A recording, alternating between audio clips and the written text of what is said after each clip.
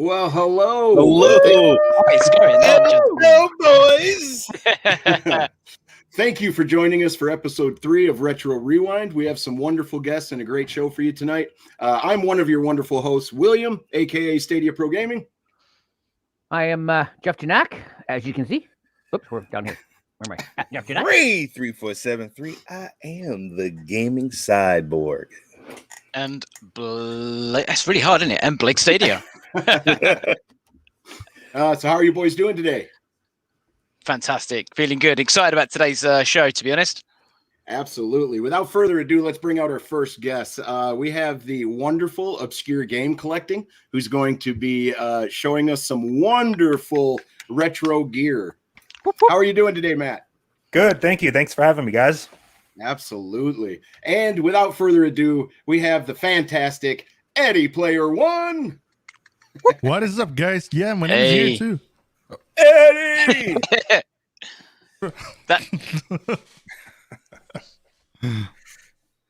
It's interesting. Matt and I have only ever communicated over Twitter. I didn't even know he was a real human until 30 minutes ago when he joined. I didn't even know if he had a camera. I had no idea what we were just.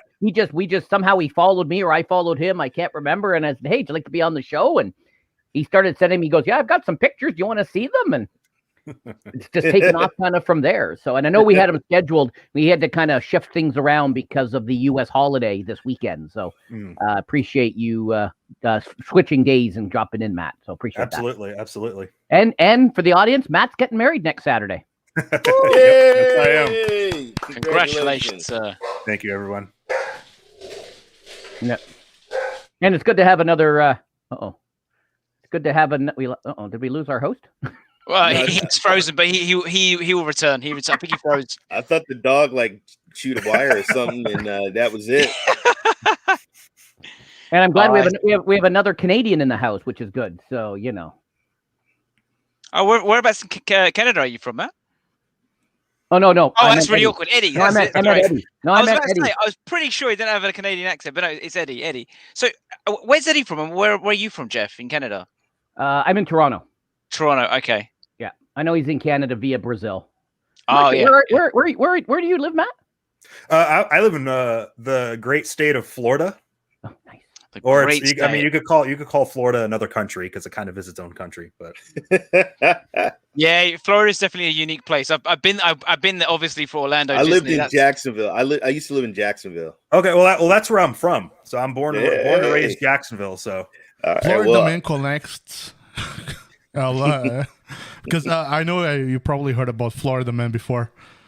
So Florida Man with a huge collection of video games. Dude, wait till you see this collection. This collection is amazing. Amazing. William, where you at, brother? William! Oh, whilst we're waiting, guys, what games have we been playing recently? What have I been playing? Let the guests go first. Yeah. Also want to know what you guys, Eddie and Matt, what is retro to you? Because when I make different posts, some people comment about, especially if I post stuff from the 2000s, they're like, "Well, obviously you don't know retro." Mm-hmm. Yeah. So Matt, what is retro to you, and what are you playing? So I've been mostly playing a little bit of Mario Paint recently, mostly just because that's a game I've been interested in, like streaming. And just taking like drawing requests or whatever. But I mean, if to me, retro could mean anything that you grew up with. I mean, especially most people between who are like in their mid 20s and up, they grew up playing a lot of that old stuff. So just for a lot of people, something retro could be something that's from their childhood. But for me specifically, it's something that is old but can still bring a new experience to people. A lot of people are like, "Well, why do you play this old stuff?" And I'm like, "Well, if I haven't played it, it's still new to me." So it might be a 35, 40-year-old game console, but if I haven't played it, it's new to me, and it's retro. It's timeless. It holds its own. Mm-hmm. I say that about TV shows. They're like, "Oh, that's a replay. It's not a new one." I go, "Well, it's not new to. It's new to me. I've never seen it yet." So, yep. Eddie, what about you? What are you playing, and what is retro to you? Well, there's no way I could follow after this beautiful explanation. I'm just gonna say that for me, the Nintendo Wii, yes, is retro because it brings some of the emotions and feelings that he was saying. When I got the Wii, and I have some great memories when I bought the Nintendo Wii. Yeah, no, I've been playing lately on retro. I think it counts Super Mario Maker 2. And William's back. Hey, holy crap. Sorry about that, ladies and gentlemen. I lost internet completely for a moment. Oh, But no. Thanks to StreamYard, everything kept going. So thank Good you, stuff. StreamYard. Good stuff. William, no, I was just answering the question to Jeff. What I have been playing, I played a little bit of Super Mario Maker 2, the Super Mario OG levels. That's the closest thing I have been playing to retro these days. Awesome. What about you, Jeff? What have you been playing? I was just playing some Need for Speed Underground on my Friday night retro stream. It's haven't played that game in many years. It was good to get back and relive one of the original driving games. Yep. Right on. How about you, Blake? Well, recently I just done a stream with the lads, obviously, of Red Dead Redemption 2 last night. But prior to that, during the week in my downtime, I'm trying my hardest to get through the Assassin's Creed Valhalla storyline. I'm enjoying the storyline and the scenes and the beauties of old school England, as I like to call it. But yeah, that's been the key things I've been playing at the moment. Right on. And how about you, Ray? Right before we started doing the show here, I was playing on my Xbox 360 an Xbox original NFL 2K5. I was playing that. Nice. Using, I don't know if you guys remember Priest Holmes on the Kansas City, but I was using Kansas City against who the hell was I playing? San Diego Chargers, Drew Brees when he was a Charger. But I was playing that. But I've been playing, of course, you guys know the Bounty Boys, a lot of Red Dead Redemption too. Absolutely. Oh, I don't know if we've made it around to you yet, Matt, but how about you? You have a wonderful retro collection we're going to be taking a look at here soon. What have you been playing lately? So I've been playing a lot of, as I told them, a little bit of Mario Paint lately. That's a game I've kind of been like wanting to experiment, like live streaming with on Twitch, with like taking viewer requests on like drawing stuff, and that's one of the few items that I own that I originally got a long time ago, still in the box and everything with the original mouse pad and all that stuff. Are you a good artist? No, not, far from it. Okay. If you're gonna do a stream and ask people to draw stuff, I can draw stick figures and maybe a tree. So, right? My stick figures only just recently developed arms, so yeah, and all I can do is inappropriate stick figures. So, largely proportionate limbs. Yep, absolutely. But yeah, so awesome. I have a question for you, Eddie. You did not always live where you live now. What was gaming like in your home country, or the gaming culture, I should say? That's a very interesting question because, I grew up in Brazil. I've been in Canada, Montreal, Canada, just for 3 years or 4 years, it's going to be. And my very first console that I got, I remember my dad getting me a Super Nintendo. But before that, due to I have an older brother and his friends came over and brought home a Atari 2600. And the very two first games I ever played, I remember one was Enduro. It's a racing game on the 2600. And the other was called Keystone Capers, where you guys know it. Yep. Yeah.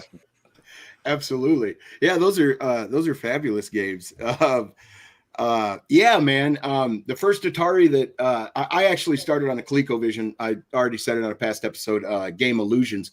But I was so excited, man. My family got an Atari, and my brother Chris and my cousin Larry, who looks like Jeff's dad, as a matter of fact. But my cousin Larry, they stayed up for like 18 hours playing Pitfall. And I woke up in the morning and I run downstairs all excited. Let's play Atari. And they said, it's broke. they had it on shag carpet and played it 18 hours. And I think static discharge killed it. I would have been so mad. I would have been so mad. Yeah. I was like 8. I cried for sure. Or 6. You know, William, if you allow me to ask a question, because I know everybody always talks about the first console they played, but I'm curious to know the very first, I'm not going to ask, of course, one, but the first 2 or 3 games that people played on portable devices, if you guys remember. Oh, Yes. yeah. I would, for me personally, I didn't get into portable gaming big time until like the PSP. But Dr. Mario and Tetris on Game Boy. That's probably my first portable experience was the Game Boy. Oh yeah, there it is, the PSP. Yeah, no, I think that my very first 2 games I played was Nintendo Game Boy. It's the very first handheld console I had, and it was is it Dr. Frankenstein, Dr. Franken, and very first Tetris. That there is a Mary Shelley's Frankenstein I mentioned to you before, but there's also a Dr. Jekyll and Mr. Hyde, and I'm wondering if we got those 2 confused with what you were talking about. Yeah, no, it's definitely. I've just checked it now. It's Game Boy Dr. Franken. It's called. Oh, okay. Yeah. Yep. I mean, I would have to say my first real handheld gaming experience was on the Game Boy Pocket, and it was Pokemon Red version.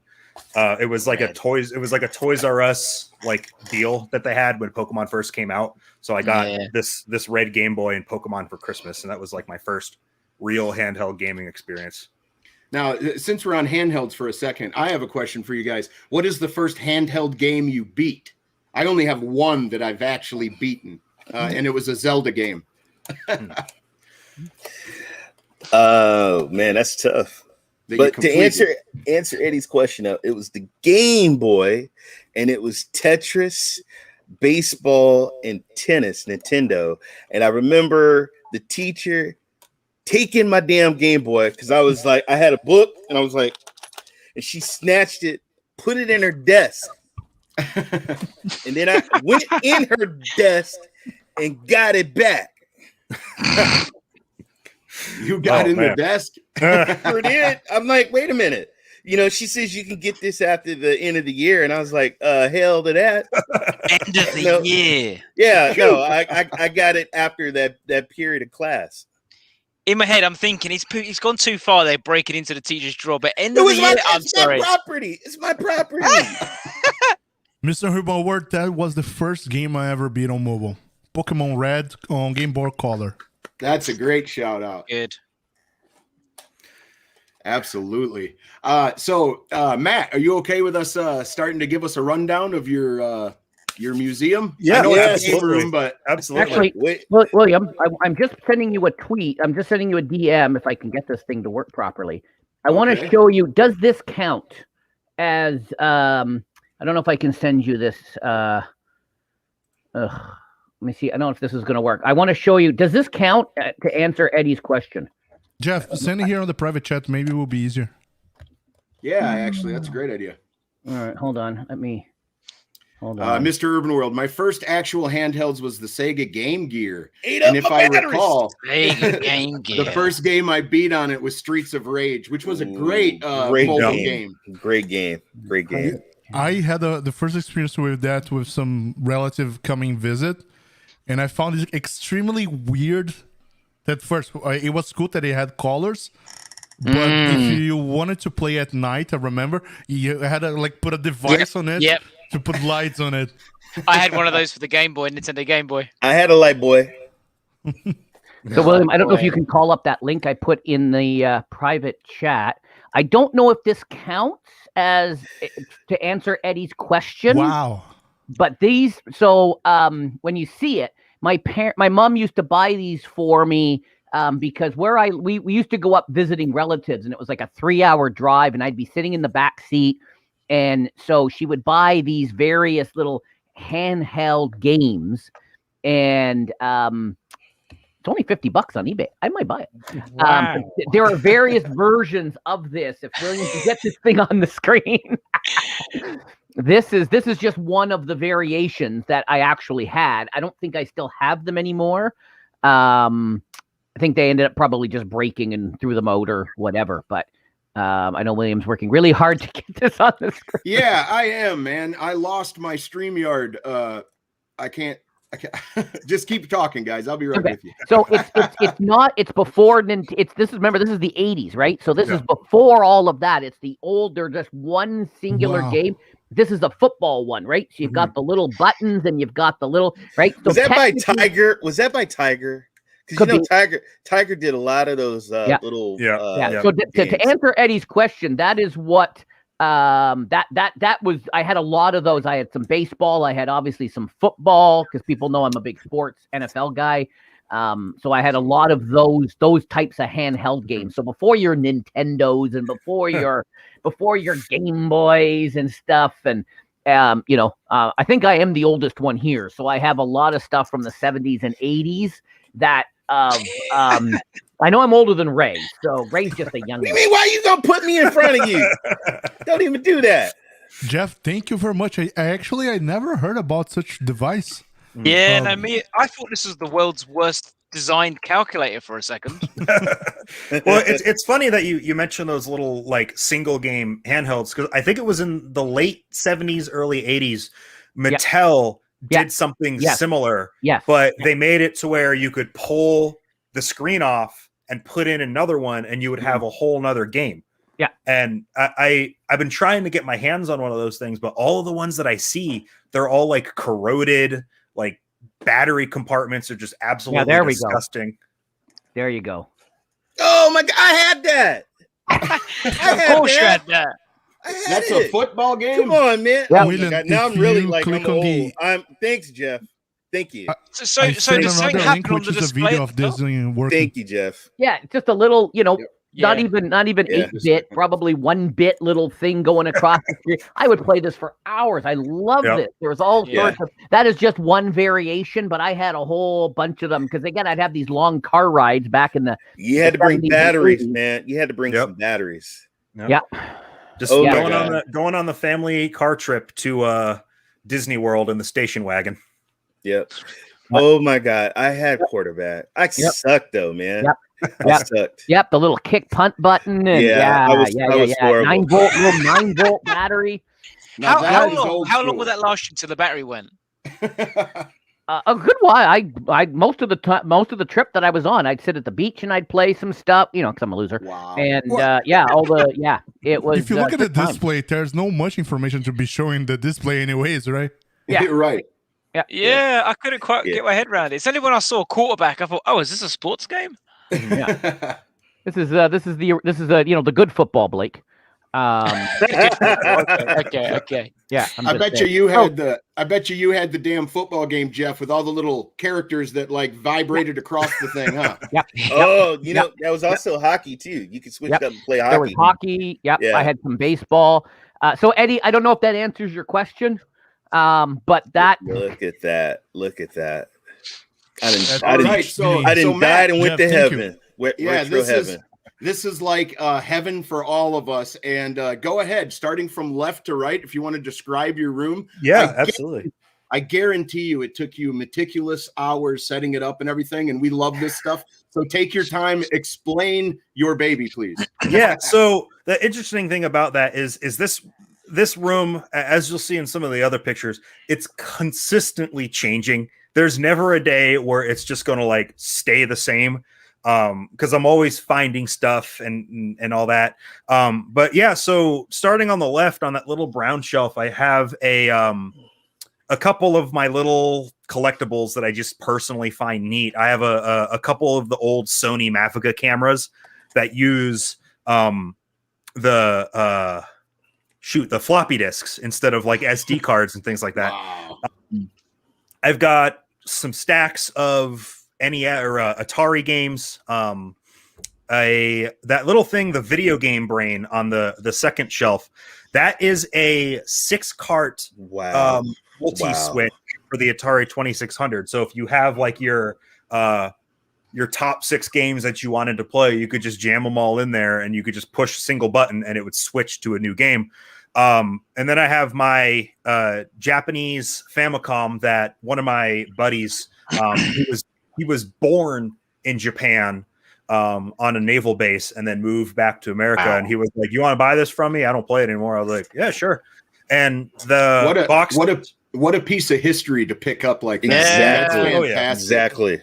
Nice. But then I have the that boxed copy of Mario Paint is my original copy that my dad got me. So that's the original boxed copy with everything in it, and that was one of the games I grew up with when I was visiting my dad and all that stuff. And then that second shelf or the shelf is my Philips CDI shrine. So Nice. that's kind of a few of the CDI. One of the and then I've got the Rob the Robot down there. Unfortunately, that one stopped working a few years ago, but it's corroded battery terminals. So one of these days, I do have to go in and just kind of like repair it, maybe get it working.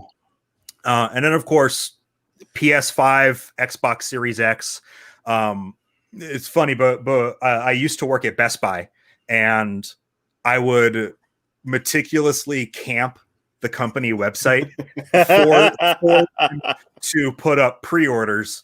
And it was like one night at like 2:00 in the morning, my coworker was like, "Yo, dude, Xbox is up on Best Buy. You gotta go get it." So I eventually I grabbed the Xbox, and then my fiance actually got me the PS5 from Walmart. So, that's why I put a ring on it, because she supports my obsession of gaming. But, that is a keeper. Yep. Definitely. You not lose that. And then I got, of course, the Nintendo Switch, and that's sitting on top of my Pioneer Laserdisc player. And that little Game & Watch that's sitting up there, that's not an original Game & Watch, unfortunately. That's the new one they just put out for the 30th anniversary Mario. Game & Watch is another thing that I can't ever find that's like a decent price. They're all super expensive, and I can't convince myself to pay for a Game & Watch. And then just these are a lot of mostly the modern systems, you could say, that are in this room. So PS3, Xbox 360, N64, Dreamcast, Sega Saturn. And then I took all the boxes from all my systems and I mounted them to the wall, so they're a lot more visible. Beautiful. My wife won't let me do that. I tried. She said, "Hell no." I tried. Yeah, the only reason I was able to do this is because the paint in this room is kind of cheap, so it rubs off really, really easily. Okay. So I'm like, all right, I'm just gonna cover these spots until I can repaint this room eventually. But yeah, then I got Sega Pico that I just picked up at Goodwill recently, and as it's go ahead. So here's a question for you. I know we're going to go through more pictures and more consoles and more tech, but what is something you don't have in your collection at this point that you would really like to acquire? Vectrex. Vectrex. Ooh. Yes. My cousin had that. That's like on my I have a notepad on my phone of like my priority consoles that I'm trying to buy, and Vectrex is top of that list. Did right not take him long to answer that question. Before you finish the sentence. Yeah, he's a dedicated collector. He knows what he wants. Yep. Wow. Absolutely. How about you, Eddie? Is there anything that you have collected that you just had to have, even if you don't play it or put your hands on it every day? Sorry, I had to Google to see what is a Vectrex. I did the same.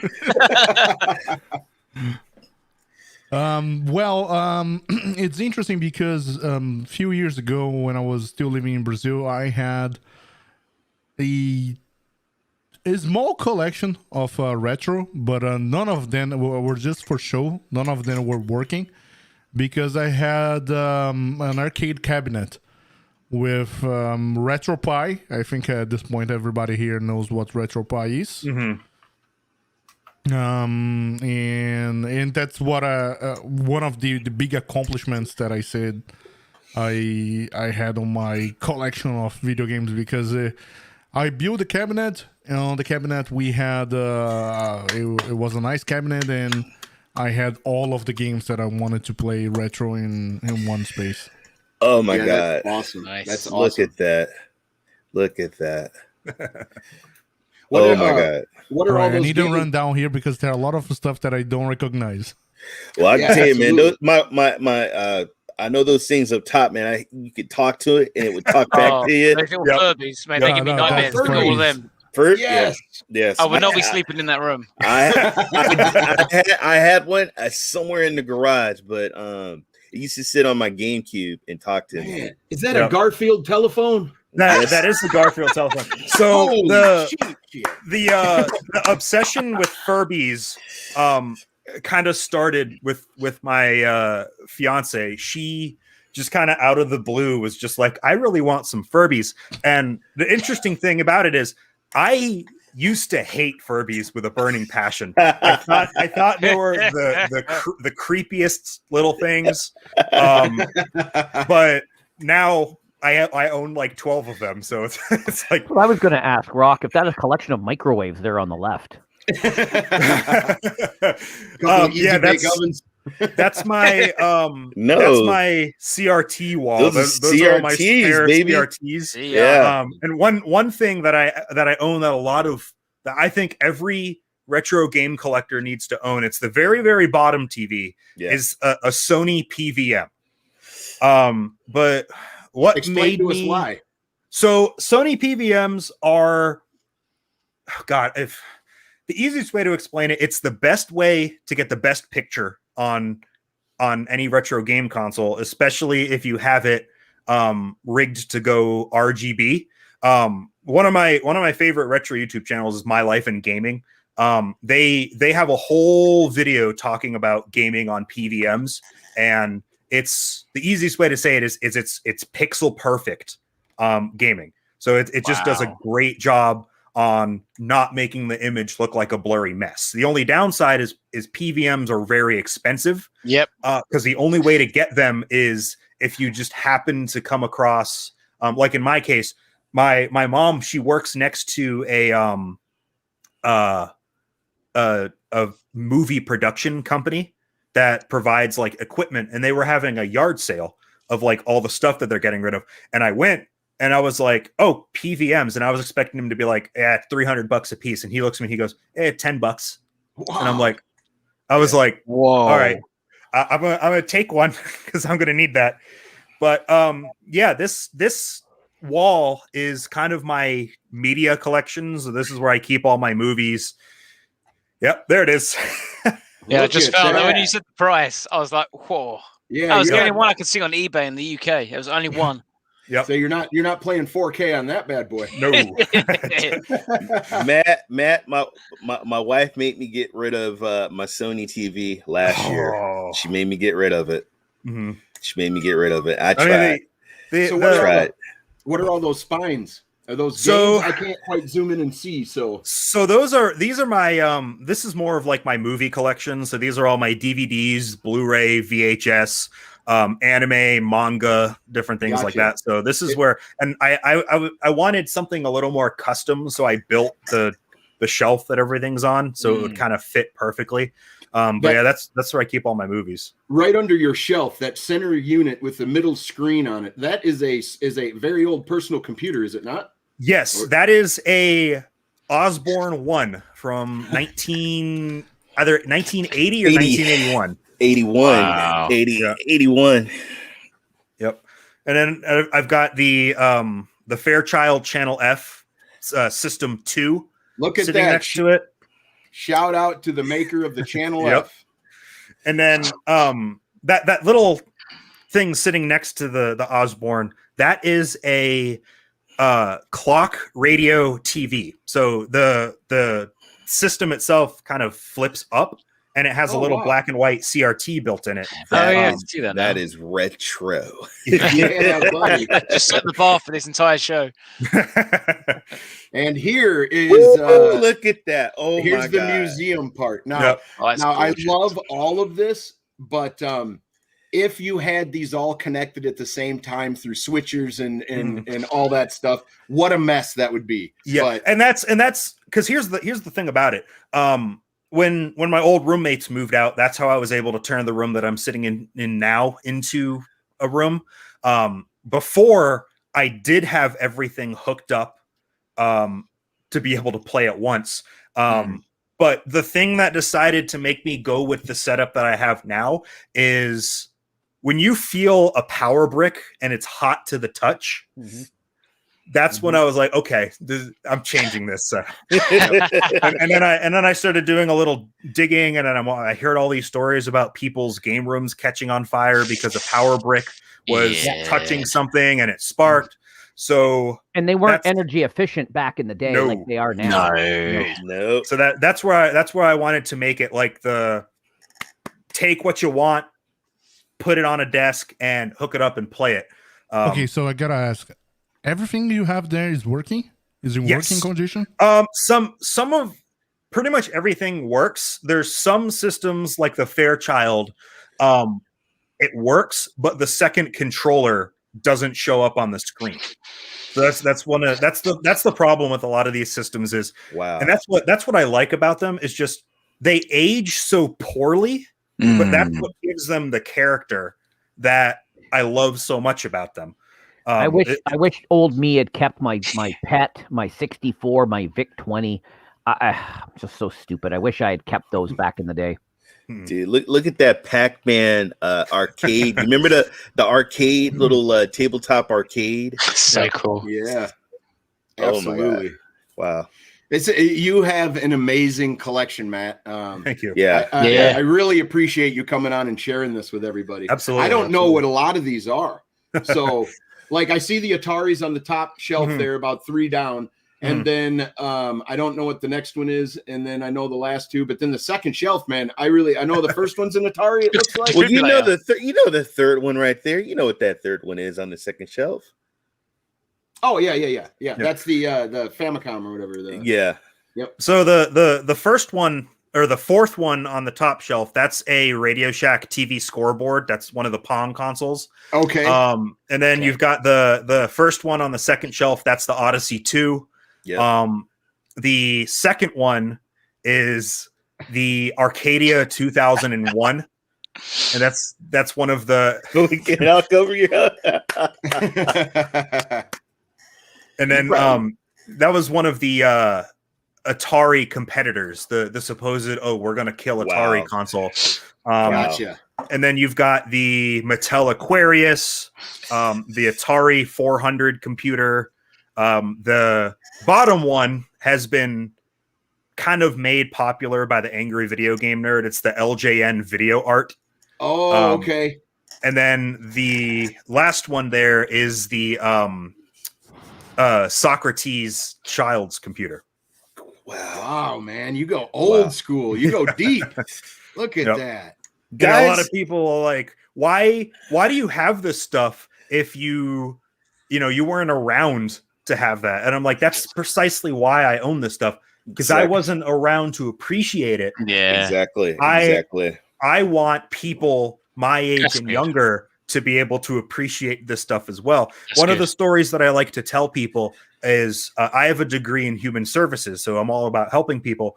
And when I was volunteering at an internship at a place called the Boys and Girls Club, they had a whole station just set up and dedicated to Fortnite.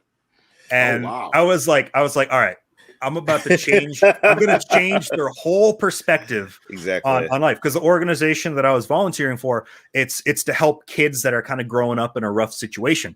So I brought my Pong console, and they were looking at it, and they were like, this thing's going to be easy. This sucks. This isn't Fortnite. So they start playing it, and they couldn't put it down. And so after playing it, they were asking me like, why are you letting us play this? And I said, the thing that I want to show is something as simple as 2 squares batting a square ball back and forth. It changed and revolutionized the gaming industry forever. And that was first system First system I played. That's what introduced me to gaming. Yep. Wow. And that's what I tell them. I said, this is a time before circles were invented. It's like the angry video game nerd said. A lot of these systems were around before circles were invented. But the thing about it is, it's so simple. Hard to draw a circle when you're just picking it. When you're trying to poke the actual little bits on the screen. You can't draw a circle. It's hard. Squares and polygons. That's what we did back in the 70s. And I used to program an assembler. So I know you used to have to peek and poke all the different registry settings and everything on the screen. So yeah. So growing up in Brazil, Eddie, when did you come across these consoles? I imagine you may have got them later or whatever. When did you get like really into gaming? So really into gaming, I got at a young age. I want to say like 7 or maybe later, because my son right now is going to be 3 and he's playing video games every single day. So I started playing games around the age of 7 or 8. And again, I played the Super Nintendo for so many years. And in Brazil, it almost like you had the blockbusters, but I don't know if that exists in North America, where you would go and would you rent the game? Oh, yes. Yeah. We had it. Yeah, it's not. We have blockbusters in the UK too. Yeah, because of course, buying a cartridge is way expensive. So you just go rent a game for a few days. And then when it was weekend, it was crazy because everybody went to rent it on Friday and return it on Monday. That's the way I played a lot of games. But I would say I played Super Nintendo for a long, long time. I didn't own 64, but I had a friend who had the 64, Nintendo 64, of course we're talking. And I played together with him. That's when I played the best FPS game of all time. Yes, GoldenEye. Yep. Exactly. Oh, come on. Yeah, I had to put that in my intro.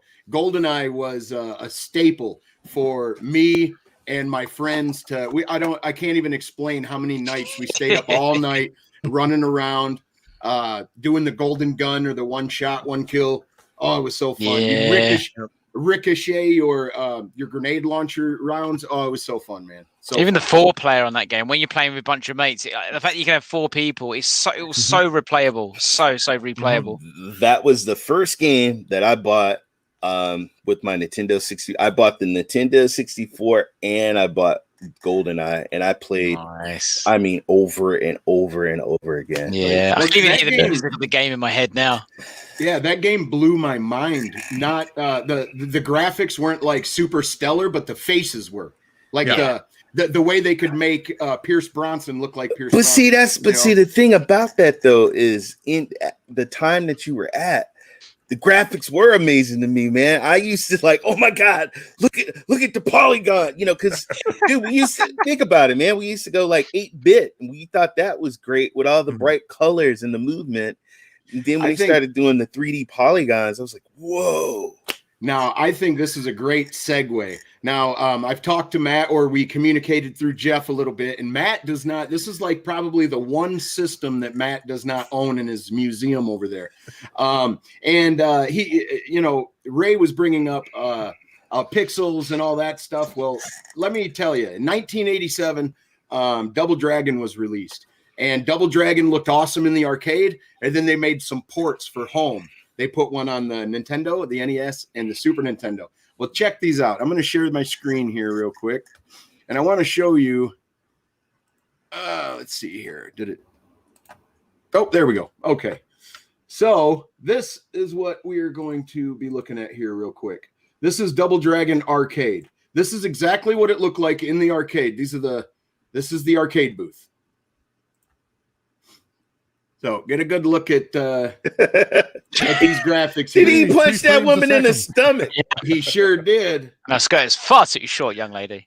Now, these aren't like revolutionary graphics by any means, but so once you see that, let me show you what the original. They ported this to Nintendo, and this take a look at those animations in the art.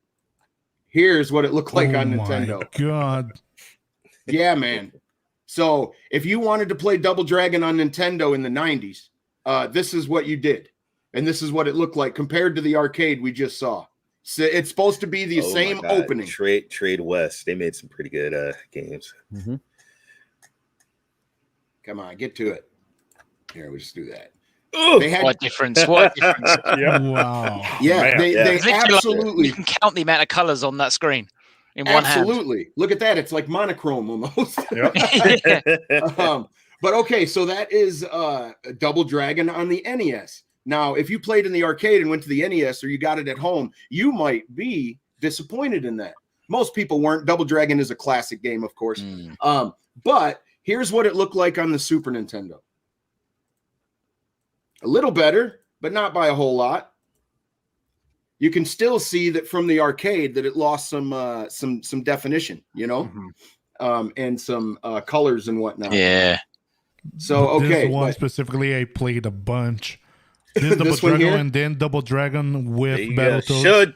Show it to him, SPG. okay, yep. I have to go back to my pictures. So let me get out of this here real quick. There it is. Look Woo! at that. Neo We're talking Geo. about I tried. I just didn't have enough. now this here is the Neo Geo AES. And what made this thing phenomenal is that SNK in 87, or no, I'm sorry, 78, they created a company called SNK. And they started making arcade booths. And at the time they were building these arcade booths, they were messing around with new technology, and they ended up coming up with a cartridge-based arcade booth so that the owners of these arcade booths could order 2 or 3 of these games and put them in one cabinet. So you could have 2 or 3 games in one cabinet. It came with artwork and everything, and like move lists that you could put at the bottom of the marquee there. And it was really cool. Now, when the system first came out, you couldn't buy it. You had to rent it. They weren't planning on selling it. But what it basically is, look at the up in the top left corner there, the picture. Look how big that cartridge is. These Massive. things were humongous. Right. Like 3 times the size of a Super Nintendo thing. Here's what the arcade cabinets looked like, of course. And you could put multiple games in the cabinets. But what they ended up doing is they got super smart. And it was pricey too. These are the prices when it first released. It ended up being like $600 with 2 controllers and 1 game. Mate, just the game alone, the price. When I went to the counter, she's $650. I was like, oh no. Yes, I couldn't do it. But this system came out in the 90s when absolutely everyone everyone was going gaga for arcade. So basically, what this basically means is this: if you were rich, and your parents would like give you $40 every other day to go down to play the arcade, you might have been able to convince them to get you a Neo Geo.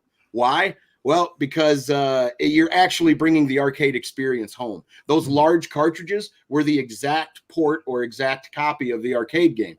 So now they have a Double Dragon game for the Neo Geo AES, but it is the Double Dragon game based on the movie. So it's more like a Street Fighter game.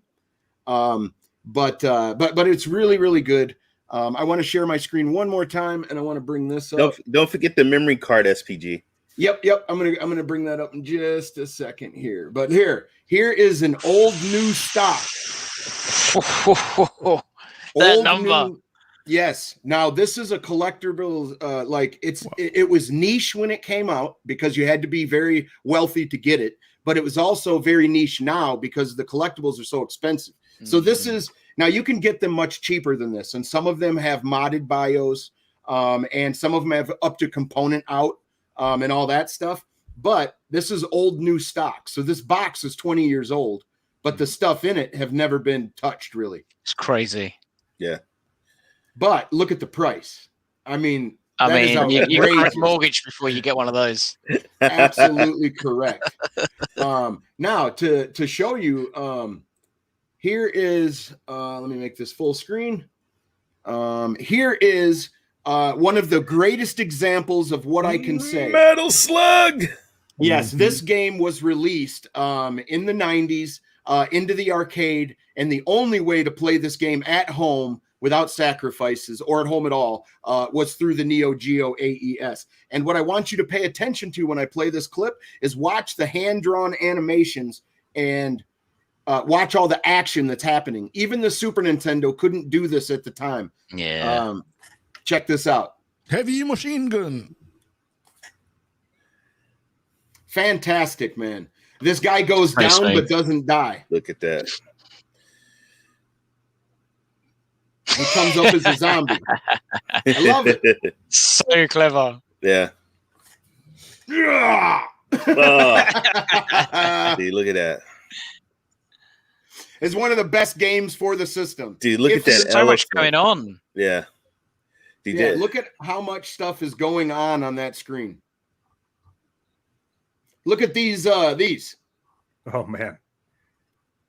So much going on.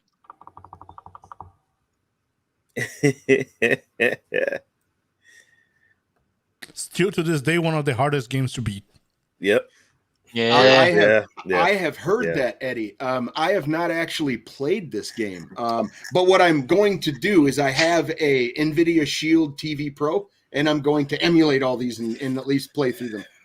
Nice. Because when I first started looking into this Neo Geo, okay, let me go back to it real quick and finish. Ray wanted me to talk about the memory card. So if you were a kid and your parents were rich and they gave you like $40 a day to go play arcade games, you might be able to convince them to get this. Why? It is $600. It's very expensive. But the games were exact arcade duplicates. It came with a memory card, one of the first systems that carried a memory card. So somewhere in the world, this was possible. You wake up in the morning before school, you're playing Metal Slug 3 or whatever game that you could use the memory card with. You could go to school and on your way home, stop at the arcade, plug your memory card in and finish the game from where you were So at. cool. And they also had headphones. Like you had Yep. you The could headphone plug jack. in headphone jack. Bring your own and- headphones. and play. But man, And what blows my mind, this was the 90s. Yeah. 90s. Yeah. If the Early 90s, technology... because my experience with arcade, I would not say it was kind of late. So at the end of the 90s, so I ended up playing a lot of I want to say some Street Fighters, but the things that I remember playing the most on arcades were SNK games, the King of Fighters 97 and 98. Yep. Yes, they really excelled at those fighting games. Samurai Showdown was their bread and butter, and so was the King of Fighters and Fists of Fury. Fatal and, Fury. I mean, if I would say if you don't like fighting games, Neo Geo probably wasn't for you because it was an awful lot of those games. But they also had really interesting games like Nam or whatever, Vietnam. Nam 75. They had Akari Warriors. Yep. They had a few space games, but they were really like Metal Gear Slug was like their like top like that was a top game back then. Well, I guess that's the only game which is not a fighting game that I remember from arcades, at least around me at the time. It were fighting games, arcades, Metal Slug, and maybe it will have a pinball machine. Yeah. But see, William, don't some forget people, to mention the CDs. but see, some people don't know, but CD version. SNK had a few sports games too, guys. They did. Yes, Oh, they really? did. They did have They had sports. some.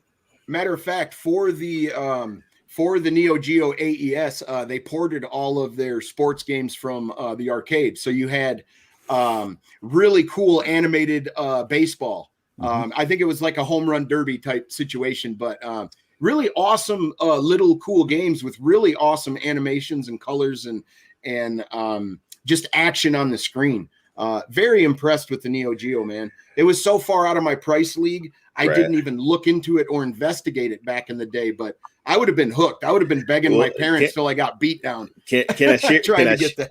Can I share a Absolutely. little? All right, thank you. So in California, in Burlingame, which is right outside of San Francisco, they had a store on Broadway Avenue called Video Network. It was owned by an Indian lady that used to sell cigarettes and tobacco in the back, but in the front, she would sell all the different like consoles from Japan, in the USA, everywhere. But she had a table with the Neo Geo, with both of the arcade stick game pads, you could play. And she would set up, we would have like fighting contests and stuff, and we would play the fighting games. And there would be a line of guys, and we would just sit there. That's the only time I didn't have the money, guys. Me and my roommate, we almost said, hey, you put up 300, I'll put up 300. But who would it belong to, though? It belonged to me. It's like something bigger, but we never did that. Don't ever do something like that. But that usually ends in it getting paid off and then a knife fight to see who owns it. But I'm gonna tell you guys, when you looked at the color and the games, and then you went home and you played on your Super Nintendo and your Sega Genesis, dude, there was no these games were amazing. The system was amazing. But damn it, I just didn't have $650. Plus the games, folks, were like $200. Mm-hmm. Sometimes even more than that. A lot more in Canada too. In 1990, I was just starting my career. I was only making like $35,000 a year. Yeah. So by the time you did rent and car, and there wasn't not left for couldn't do it. Dude. I was in my young 20s. I was like, Neo Geo or eating pork and beans for dinner. So this Neo Geo is awesome, but we're eating ramen for 6 months. Pretty much. Hey, Miss Tracy, how you doing? Oh, hi, Miss Tracy. Miss Tracy. Loved your charity stream the other night. Fantastic. William, I sent you on Twitter 2 pictures, which is why my last retro console, I guess. Oh, I can't wait to see this. All right. I can't wait to see this. Going to Twitter now. Yeah, that's the thing with all these games, everything else, and I'm sure the same with Blake. They were a lot more money in Canada, right? Yeah. So, they would come out in Japan first. They would come out in the US. Eddie, how did you keep this a secret, man? Oh, wow. Come on, man. You know you should have been shared this. Man, oh my God, look at that. I don't know how to get Eddie next to that image, but okay, there we go. Don't worry. Yeah, that was the RetroPie project that I mentioned. That was just the initial version. At the end, I put some stickers around it. I don't have the pictures, but because I ended up selling it before moving in. That is fantastic, though. What did you put inside it? Just a Raspberry Pi and Raspberry Pi, but it had like everything up to the wow. It had the all the games on it and stuff. Yeah, of course. Dude, look at this man. button. Dude, look at that's that button. Like Man. from Pong How was to the PlayStation 1. Eddie, how is the joystick? Because on the Neo Geo they were very clicky. They were very satisfying to move. Yes. How are those that you installed? They were very clicky. They were they? would make because You gotta have that clicky sound, though, man. The lights as well. It was a great set. I remember buying these controllers on Amazon. I can find the links, but I remember I paid a good price on those because it was like top notch. It would click a lot. Yeah. And I remember nights I would have friends that would play Capcom versus Street Fighter. Oh yes, that's one of my favorites, man. One of my favorites. And I have to say, probably my favorite fighting game of all time is probably Mortal Kombat 3. And my least favorite Mortal Kombat is the last one that just came out on Stadia. Mortal Kombat 3 Ultimate. Yes. I loved those combos. Yep. If you were fighting somebody that didn't know the combo system, you won every time. They didn't even get a shot in, man. You just kept them up in the air or whatever. And well, at that time, you would at the beginning of the game, you would put you would input a few codes to unlock everything. Now these days, you gotta unlock everything with your credit card codes. Awesome. Give it a space to Ray because he's showing a lot of stuff. Yeah, you got. I don't. Let's see here. There he is. Man, there he is. Look, guys. This is my original Mortal Kombat 2 that I bought back then, back in the 90s. And one of the biggest, I think me and Eddie and the guys were talking about this, but Street Fighter. Mm-hmm. Street Fighter 2. Okay. Wow. So I just wanted to share. Right on. But yeah, Eddie, I'm going to go to the next picture. But that is fantastic, man. I've always wanted to do something like that because emulation it's not exact, but it is so close and it can be very enjoyable, you know? Yeah. Yeah. And cheaper. Yes. Holy crap. Talking about Especially, cheaper, that's one of the things that happened while growing up in Brazil, which was that's just a close up of the Sonic. Oh, okay. Dude, look at those buttons. Hey, let me I ask you love that. Cool. Was it hard to install those buttons and do that, or you just Nope. pushed it up and No, I didn't push it up. I had to use circular A saw. drill bit? Yeah, Or- circular drill. It Oh, was a circular drill on the right Wow. size to then pass the buttons. Well, when they're mounted correctly, they feel just like Well, sturdy, you know, I can really tell good. you did a hell of a job of measuring, and I'm because they're all like perfect. Yeah, one Yeah. thing that I wanted to make sure it was because I see a lot of people building this, but with one controller only, and I wanted to have the experience with two controllers. I know it could be not optimal in terms of having to share the space, Yeah, that's Yes. out of space. but I remember, if I remember correctly, that was a 24-inch monitor that I got at the time. If I would do it again, I'll probably do it with a kind of a larger monitor. Yeah. Right now, is that that's a flat panel you have in there, correct? Yeah, Okay. that was a Yeah. flat panel. Right. So you have to cut on the correct space over there, find it a proper mount for it on the back. Now, if I could build something like that, I probably wouldn't make an arcade booth. I would make a D&D table that's a big screen, so you can plug your tablet in and have your maps up there. And There we go. Wow. Yeah. That'd be Yeah. cool. Thank you. That's the next level. That is. There's nothing Well- stopping. There's nothing stopping you, William. yeah, No. except for talent and, Yeah. and skills. Well, that's what I was gonna say. Is I like how all the buttons are actually like aligned. If this Yes. were my project, they'd be Yeah. all over the place because I I do do my not hat have the off. ability. My hat. That's what I was just saying. My Yeah. hat off to Eddie. That looks beautiful. 100%. That The looks biggest great. thing for me is patience. Honestly, I'll start off really well.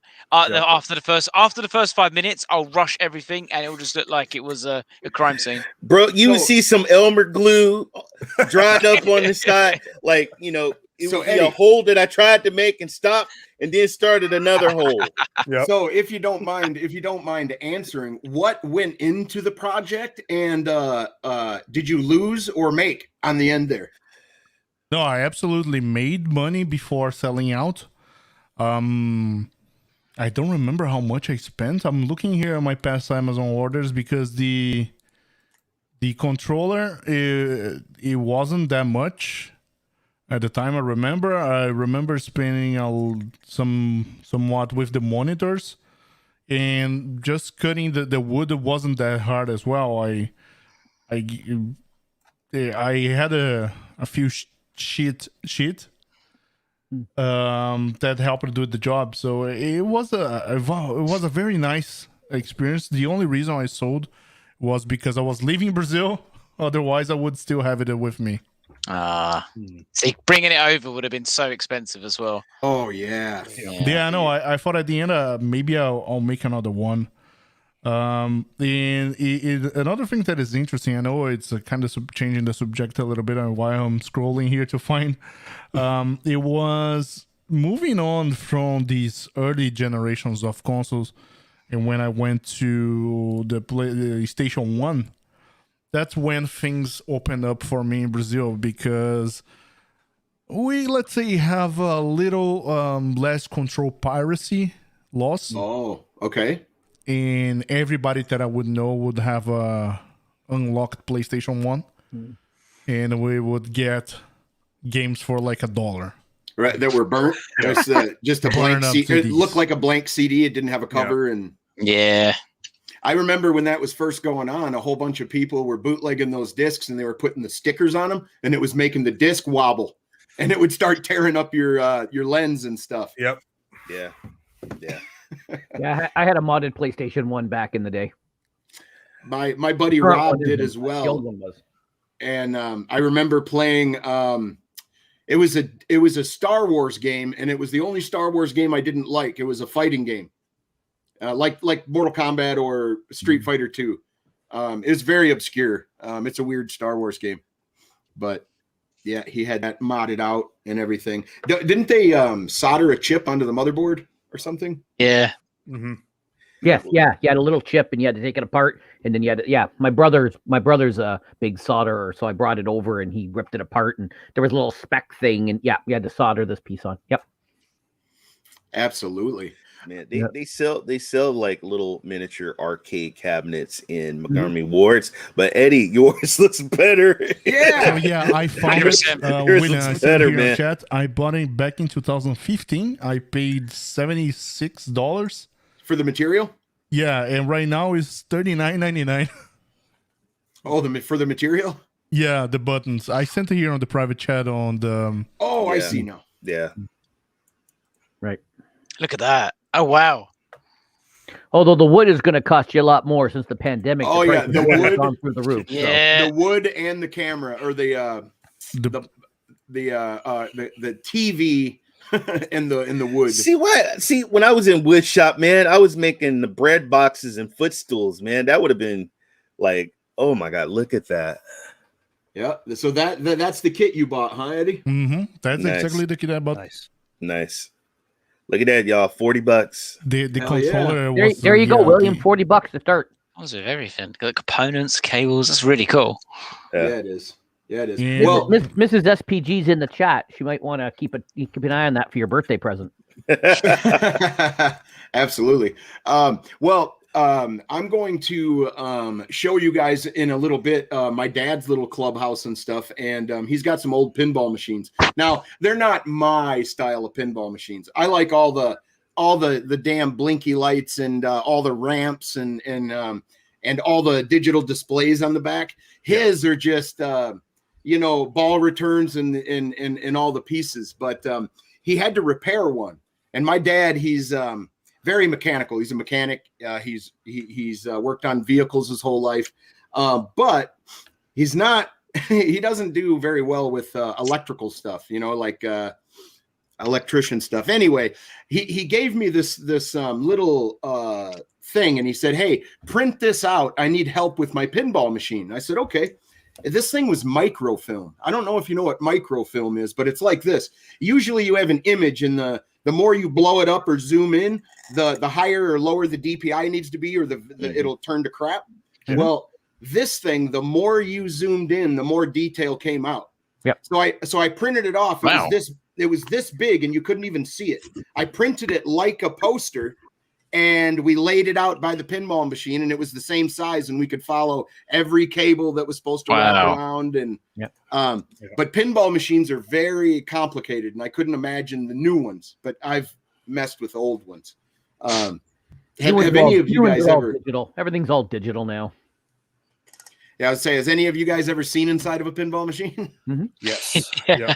My mom, a long time ago, she worked as a manager for a vintage pinball and arcade machine distributor company, and they would sell pinball machines and arcades to all like bars and clubs and stuff like that. So whenever I would go spend time with her at work, I would get to see all the old pinball machines and how they repaired them, and just look at just the PCBs alone for those things. Yeah. I'm like, good Lord. Like I never want to mess with these things. Well, you've got like a football field worth of this like tiny hair wires that are just sprung all the way through the thing. Yep. And if one thing is not making a good connection, track it down. You got to find it. Yep. Like the old Christmas lights in the olden days. One goes out, the whole thing goes out. Right? The Christmas lights back in the day. So yeah. No, we got out here, Hayward, California's got a pinball bar.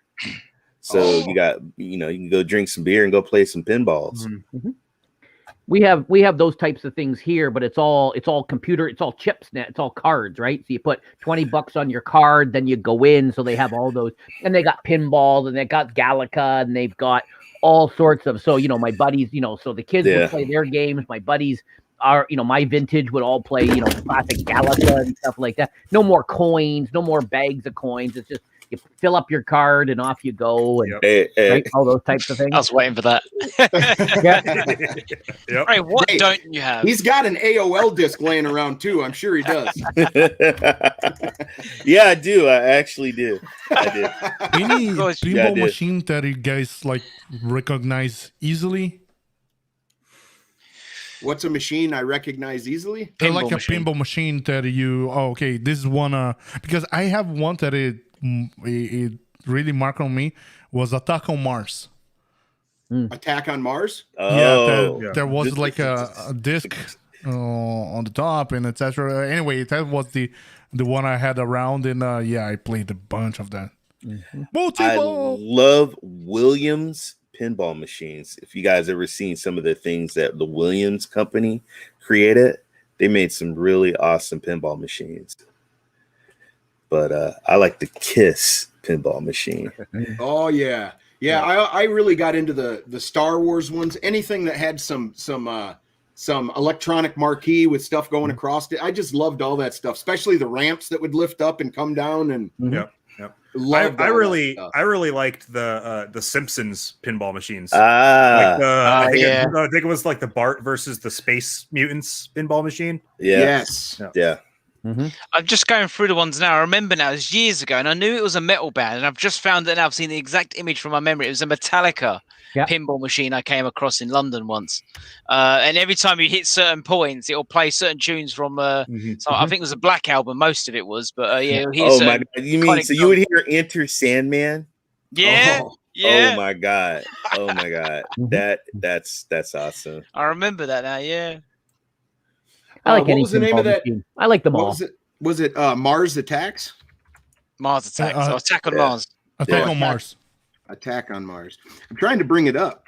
Let There's me a really share screen cool- because I just found it right here. Oh, nice. Yeah, go ahead. Share your screen if you want. I think you have the option to do that. Yep. Yeah, you he just does. gotta prove it. Hey, Meg. Oh, I got to approve it. Where's that at? Mick. I got to approve it. I don't see it, Eddie. I'm sorry. Sleep with one eye No open. problem. Maybe change the. I'll go with the to- tunes. Gripping your pillow Let me try it again. tight. Careful, Ray. Exit Careful, Ray. We'll get a DMCA strike. With my Not with those voice, man. tunes. Even with your Probably, bad singing. probably send a note telling you to shut him up. I was about to say, not with those tones. We'll get that. That is awesome, man. Yeah, I'd like to see that one. Oh, here we go. There we are. Oh, there it is. And I will. Oh, how do I do that? I did it earlier. Yeah, I'm not very smart. That's We all got right. more There we William go. Lift pinball. There we That's go. all right. So we can see it. Look at that. Look at that. Oh So I wow! remember these things here on the middle was the the stages you had, and then Oh, this okay. Wow. these green things would start jumping and shaking their arms. That is awesome, man. That's the type of pinball games that I like, especially at Jurassic Park one. Anything that had a bunch of flashy lights, because Jurassic I'm Park. ADHD. Yeah. Yeah. So yeah, so this one, and I remember I had a James Bond one around me as well, which was pretty wow. cool. Because the James Bond one had a gun where you would shoot the balls. Come on, man. You know, one of my favorites was the Terminator Judgment Day. Oh, yes. Yep. Okay. Yep. And you had the huge Arnold Schwarzenegger's face with the man. Yep. Yeah, I really loved it's- those arcade booths too with the big guns. Yeah. it was Yep. later in the 90s, Yeah. but they had the big vibrating guns, man. That was awesome. I'll have to ask my fiance again because I'm pretty sure she told me that her dad, they had the Terminator pinball machine and they got rid of it years ago. And it's one of those things where it's like, you should have kept that so I could have it. I think you break off the engagement for that. You got rid of that. Be Hey, like, well, as your new son-in-law, I think it was a mistake that you got rid of that. You need Jeff, to go get it back. Did you want to do This Week in Rewind? Did you do that, or did you tweet that out, or no? I did. Yeah. Awesome. I'll go I did. find that then. As We'll discuss I that. send, I do that every Sunday. So this week in retro, just highlighting some of the things that happened in different years Sega! over the last. Sonic. Yeah, Yep. I'm getting there. Let's So see this here. year, this week was is this week the anniversary, the 30-year anniversary Of what? of Sonic? Yeah. Sonic. Yeah.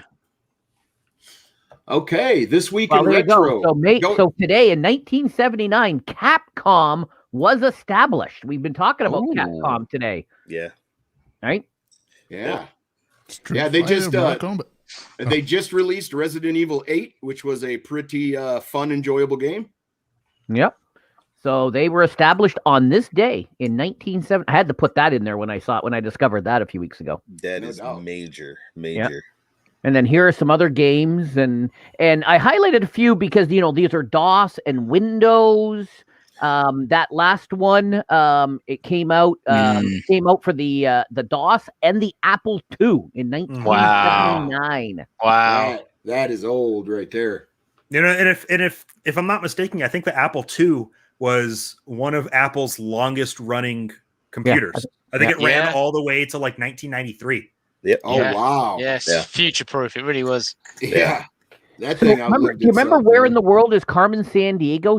That was just huge, Yeah. right? Yes. I mean, this was the junior detective issue, but for again Windows 3.1, you're starting to slow. You see a transition from DOS to Windows 3, just to regular Windows. Hugo's House of Horrors on DOS. I remember in 1991, I was finishing college, and yeah, we downloaded that game. My Hugo's God. House of Blood Horrors. Moon. I remember Blood Moon. Elder Scrolls, what's that, 2 or 3? I can't That's see. 3. Elder Scrolls 3. Blood Moon. But Elder Scrolls is still going strong today. But there you go. I have to butt in for just a second, man. I don't know about the Elder Scrolls 3. Oh wait, no, that is Morrowind. Or am I looking at the wrong one? No, that's Morrowind. 2003.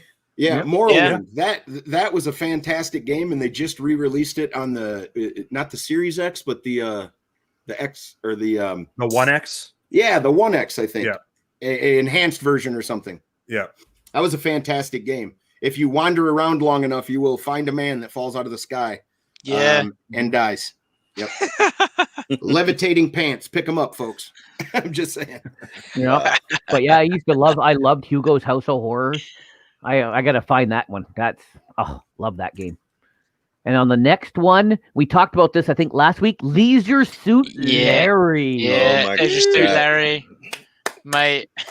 You can actually get that game on Steam, guys. You can pick that up on Steam for like nothing. Pennies. Nothing. I might have to do that. Game.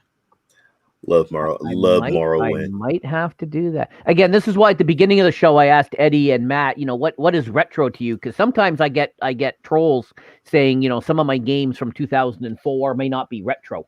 They're like, you must not know retro if you think that's retro, or you must be young or something.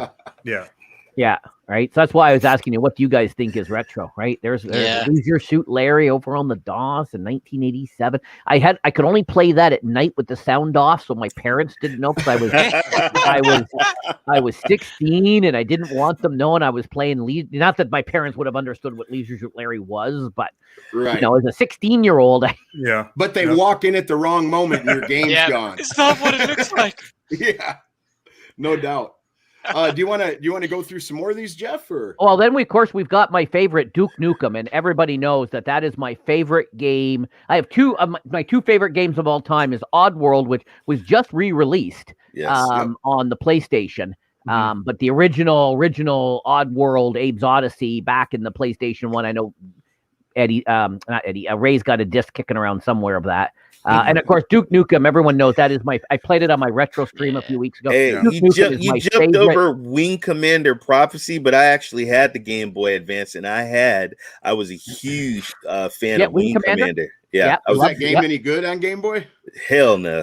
Yeah, I didn't know this. That was an FMV hell no game, kind of. Hell no, but I just it being Wing Commander, I love killing those little cat And Hey. sometimes I put these games in not because of for the actual where the unit they're on, but more just to bring back. Remember Wing Commander? Remember this? Remember that? Right? Yeah. Well, But I mean, I'd forgotten about Wing Commander. I just had, Wing- and then I was like, oh yeah, right. the best system to play Wing Commander on is the 3DO. I'm just saying. Yep. But I mean, I will say it's like everything sounds better in a Duke Nukem voice. Yes. Sure does. It's like you wake up in the morning and you're like, it's time to drink coffee and kick ass. Hell The to way to the get the king. day started. Hell to the king, baby. I think that's why I like the Duke Nukem, just because of the voice, just the guy that. Yeah. And I stumbled across some guy's stream last night, some 24-hour gaming stream. I'll have to dig it out. And he was playing he was playing Time to Kill. It was at the end of the game, and I was just like, oh yeah, I love the. So you're right, Matt. The whole Duke Nukem voice, just the phrases and the voice and it's time to kill. When the first game of that came out, I literally begged my mum for this game, and she didn't know anything about it. And at the time, I was obviously very, very young and very, very innocent. And I remember all my friends playing this game. And it was only when she realized, and after things he was saying, I didn't know what they even meant. So I'm quoting what Duke Nukem is saying around the house, and I'd be like, "Good morning, family. Suck on my boomstick." And I was like, "Where did you learn that?"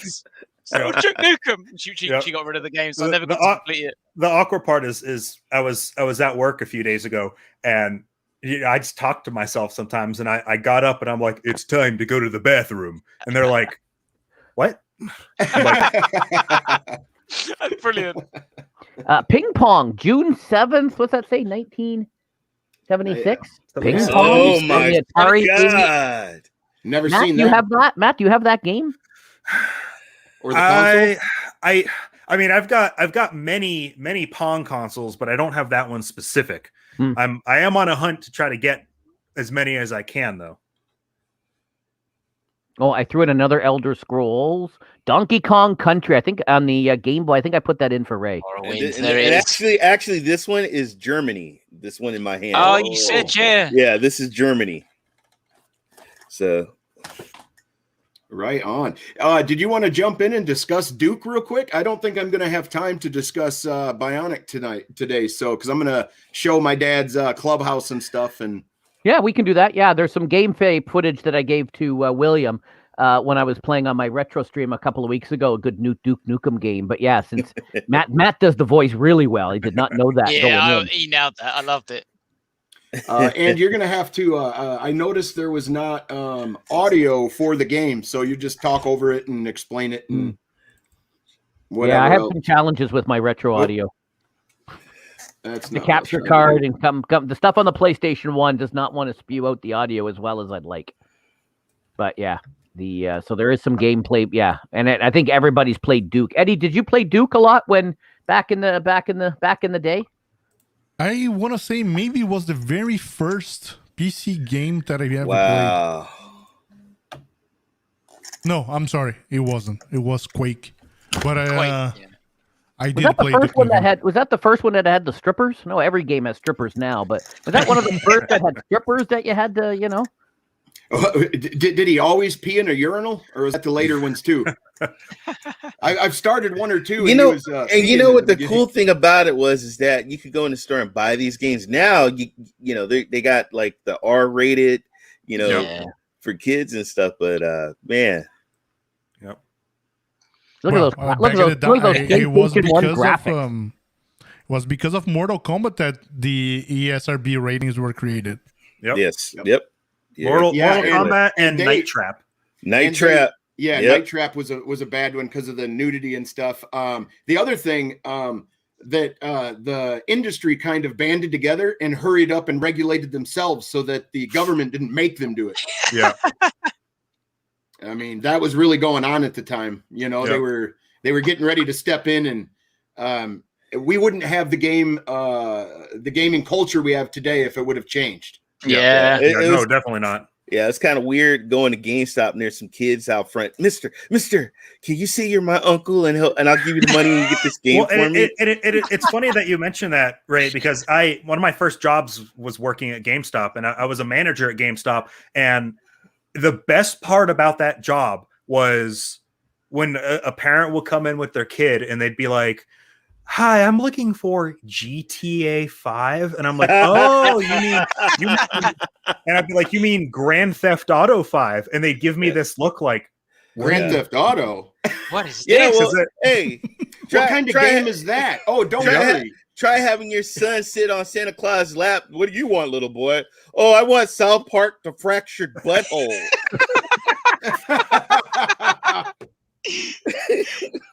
Oh, that is funny. The naughty list. Look at those awesome PlayStation 1 graphics. Yep. Yeah. Well, I was man. going to say, is Duke Nukem chaffed or something? Because he seems to every time you keep still, his legs are so wide open.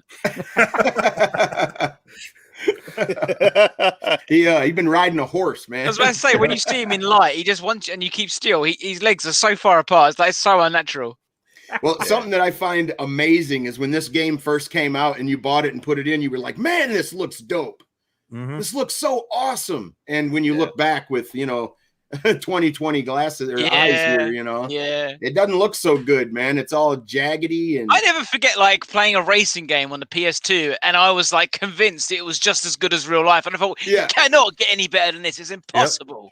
Yep. Oh yeah, Yep. like booting up the first Forza Motorsport and being like, I'm gonna be like, that looks just like my dad's car. Yeah. Yeah. And now you're just like, what is that? A potato with wheels? What's going on here? no doubt. Absolutely. So is there anything you want to tell us about this game, Jeff? Why you like it? Why you like Duke so much? All And that why are stuff? you struggling to play this level? He forgot how to play it. Pretty much, I hadn't played. He this wasn't game wearing in his 30 glasses, years. I man. didn't remember. He wasn't wearing his glasses when he was playing. Struggling. I'm old. I struggle through a lot of life.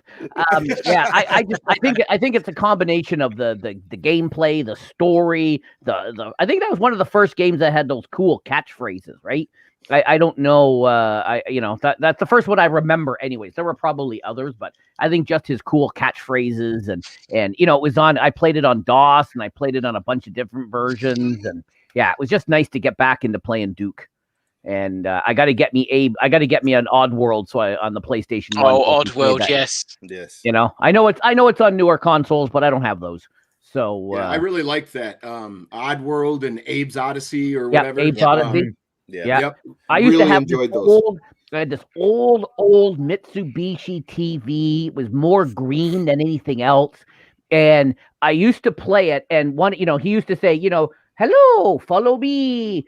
And so I used to play this with my neighbor, and I walked over to their house and I walked in and she was upstairs and she said, hello. And I went, hello. And she goes, follow me. I went, okay. And I walked upstairs and she was getting dressed. Oh no. And What did your kind, sensible Canadian self do at that point? I ran away, of course. Covering your eyes. Meg says, kind of creepy game. You got to do it in the voice, Meg. Matt, you got to do the voice. Kinda creepy. Hey, that's kind of creepy. Man, it's brilliant. Yeah. Oh, that's awesome. Hey, Eddie, did you ever experience any of the Duke Nukems? Any of those ever catch your eye? No, not Duke Nukem. It's a game that I watch it, but never was a game that, oh my god, Gotta play. Like really got into it. Right. I guess at the time I was playing more like Siphon Filter games. Right on. Yeah, I enjoyed the last one they did. Now, see that. Thank you. That was a game that, oh my god, Siphon Filter was awesome. Or Splinter Cell. Splinter Cell. Yeah, I really enjoyed Splinter Cell too. Yeah. Mm-hmm. Well, Ray, here's the game Jeff, your son was asking, Ray. Yeah, man. I actually got him that, and my wife was like, yeah, she happened to walk in the room when he heard something and saw something, and she just lost her mind. Yeah. Yep. A fraction. Wait a minute, Eddie, who's playing that? You playing that, huh? No. But yeah, I've beaten that before. Yeah. It's a crazy Is that a PlayStation game. 4? Is that retro now? Is PlayStation 4 retro now? No. 5 is out? No. PS4 is not retro. Depends on how old you are. I never forget Eli in one of the previous ones said if it's not in HD, if it's not in HD, it's retro. Well, I'm with Eddie on one thing. The Wii is retro now. I have to agree. Oh with that, yeah, man. Wii's retro. Yeah. Hey Matt, do you have the Wii U? Did you I ever do. experience that system? Yes, it is sitting next to my Wii, caked in dust because I haven't touched that console in like 6 years. I have exactly 2 games for the Wii U, and that's I know one of them. I know one of them. I don't Super even know Mario what 3D one's World? actually. Nah, man. No, it's Super Oh, Smash yeah. Bros for Wii U, and yep, exactly, Zombie U. Man, he was on it. He was. That- on I mean, it. that was- quite a cool game. That was the Zombie U was the only reason I wanted to buy the Wii U, because at that time I was like, oh my god, Nintendo's making mature games? Like what? Yeah. It's never heard of. The one thing about Zombie U, though, my son would control the pad, and I would use the controller to control the character on the screen, and he could like control the zombies and stuff like that. It was pretty cool. Pretty cool. Nice. You ever hit? Did you ever hit anybody in the face with a numchuck? Well, Are we talking video games? Or hit the TV? In real with a life, I don't know nunchuck? what you guys do out in California, Ray. Bro, dude, my wife Matt. and my son were horrible. Put the strap on. Yeah. Oh, that sounds bad. Wait a minute. Just had to say Cut the that. feed. Cut the feed. We lost internet again. That's another story, y'all. Mate, here's a question: when you got the Wii and they did the whole fitness thing, and did you get excited? Oh well, this is the way I get to do fitness. So you bought the board, you bought all the fitness stuff for it, and then never used it. Yep, I did it. Yep. I That bought was it all. me, I said, yes. this is the thing that's going to make me healthy. I My used to mom. love, I used to My love mom. Wii tennis. I used to love Wii tennis. She bought us. My mom on the Nintendo. Ray, please do bought a us- live stream of you doing that. I will pay such good money to watch you do that.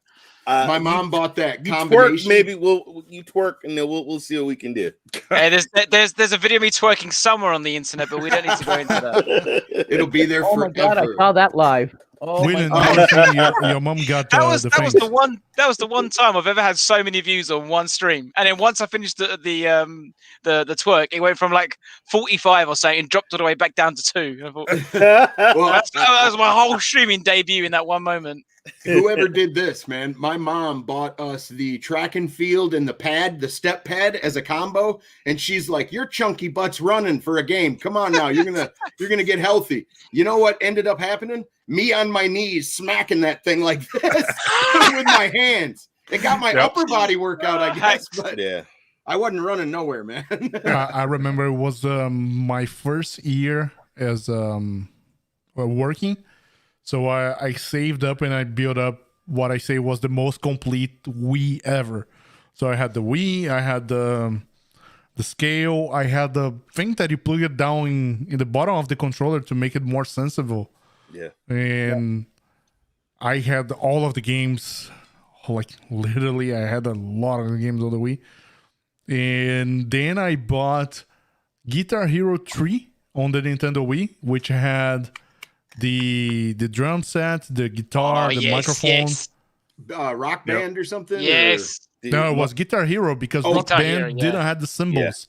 I, I bought Guitar Hero got because of the symbols. I have Yeah. the drums in my garage, man. My wife is trying to get me to get rid of it. Ah, come on. Mate, that was the one game that made all my friends feel like we were actual rock stars. Yeah, Ms. Tracy says, I tore my ACL doing the hula hoop on Wii Fit.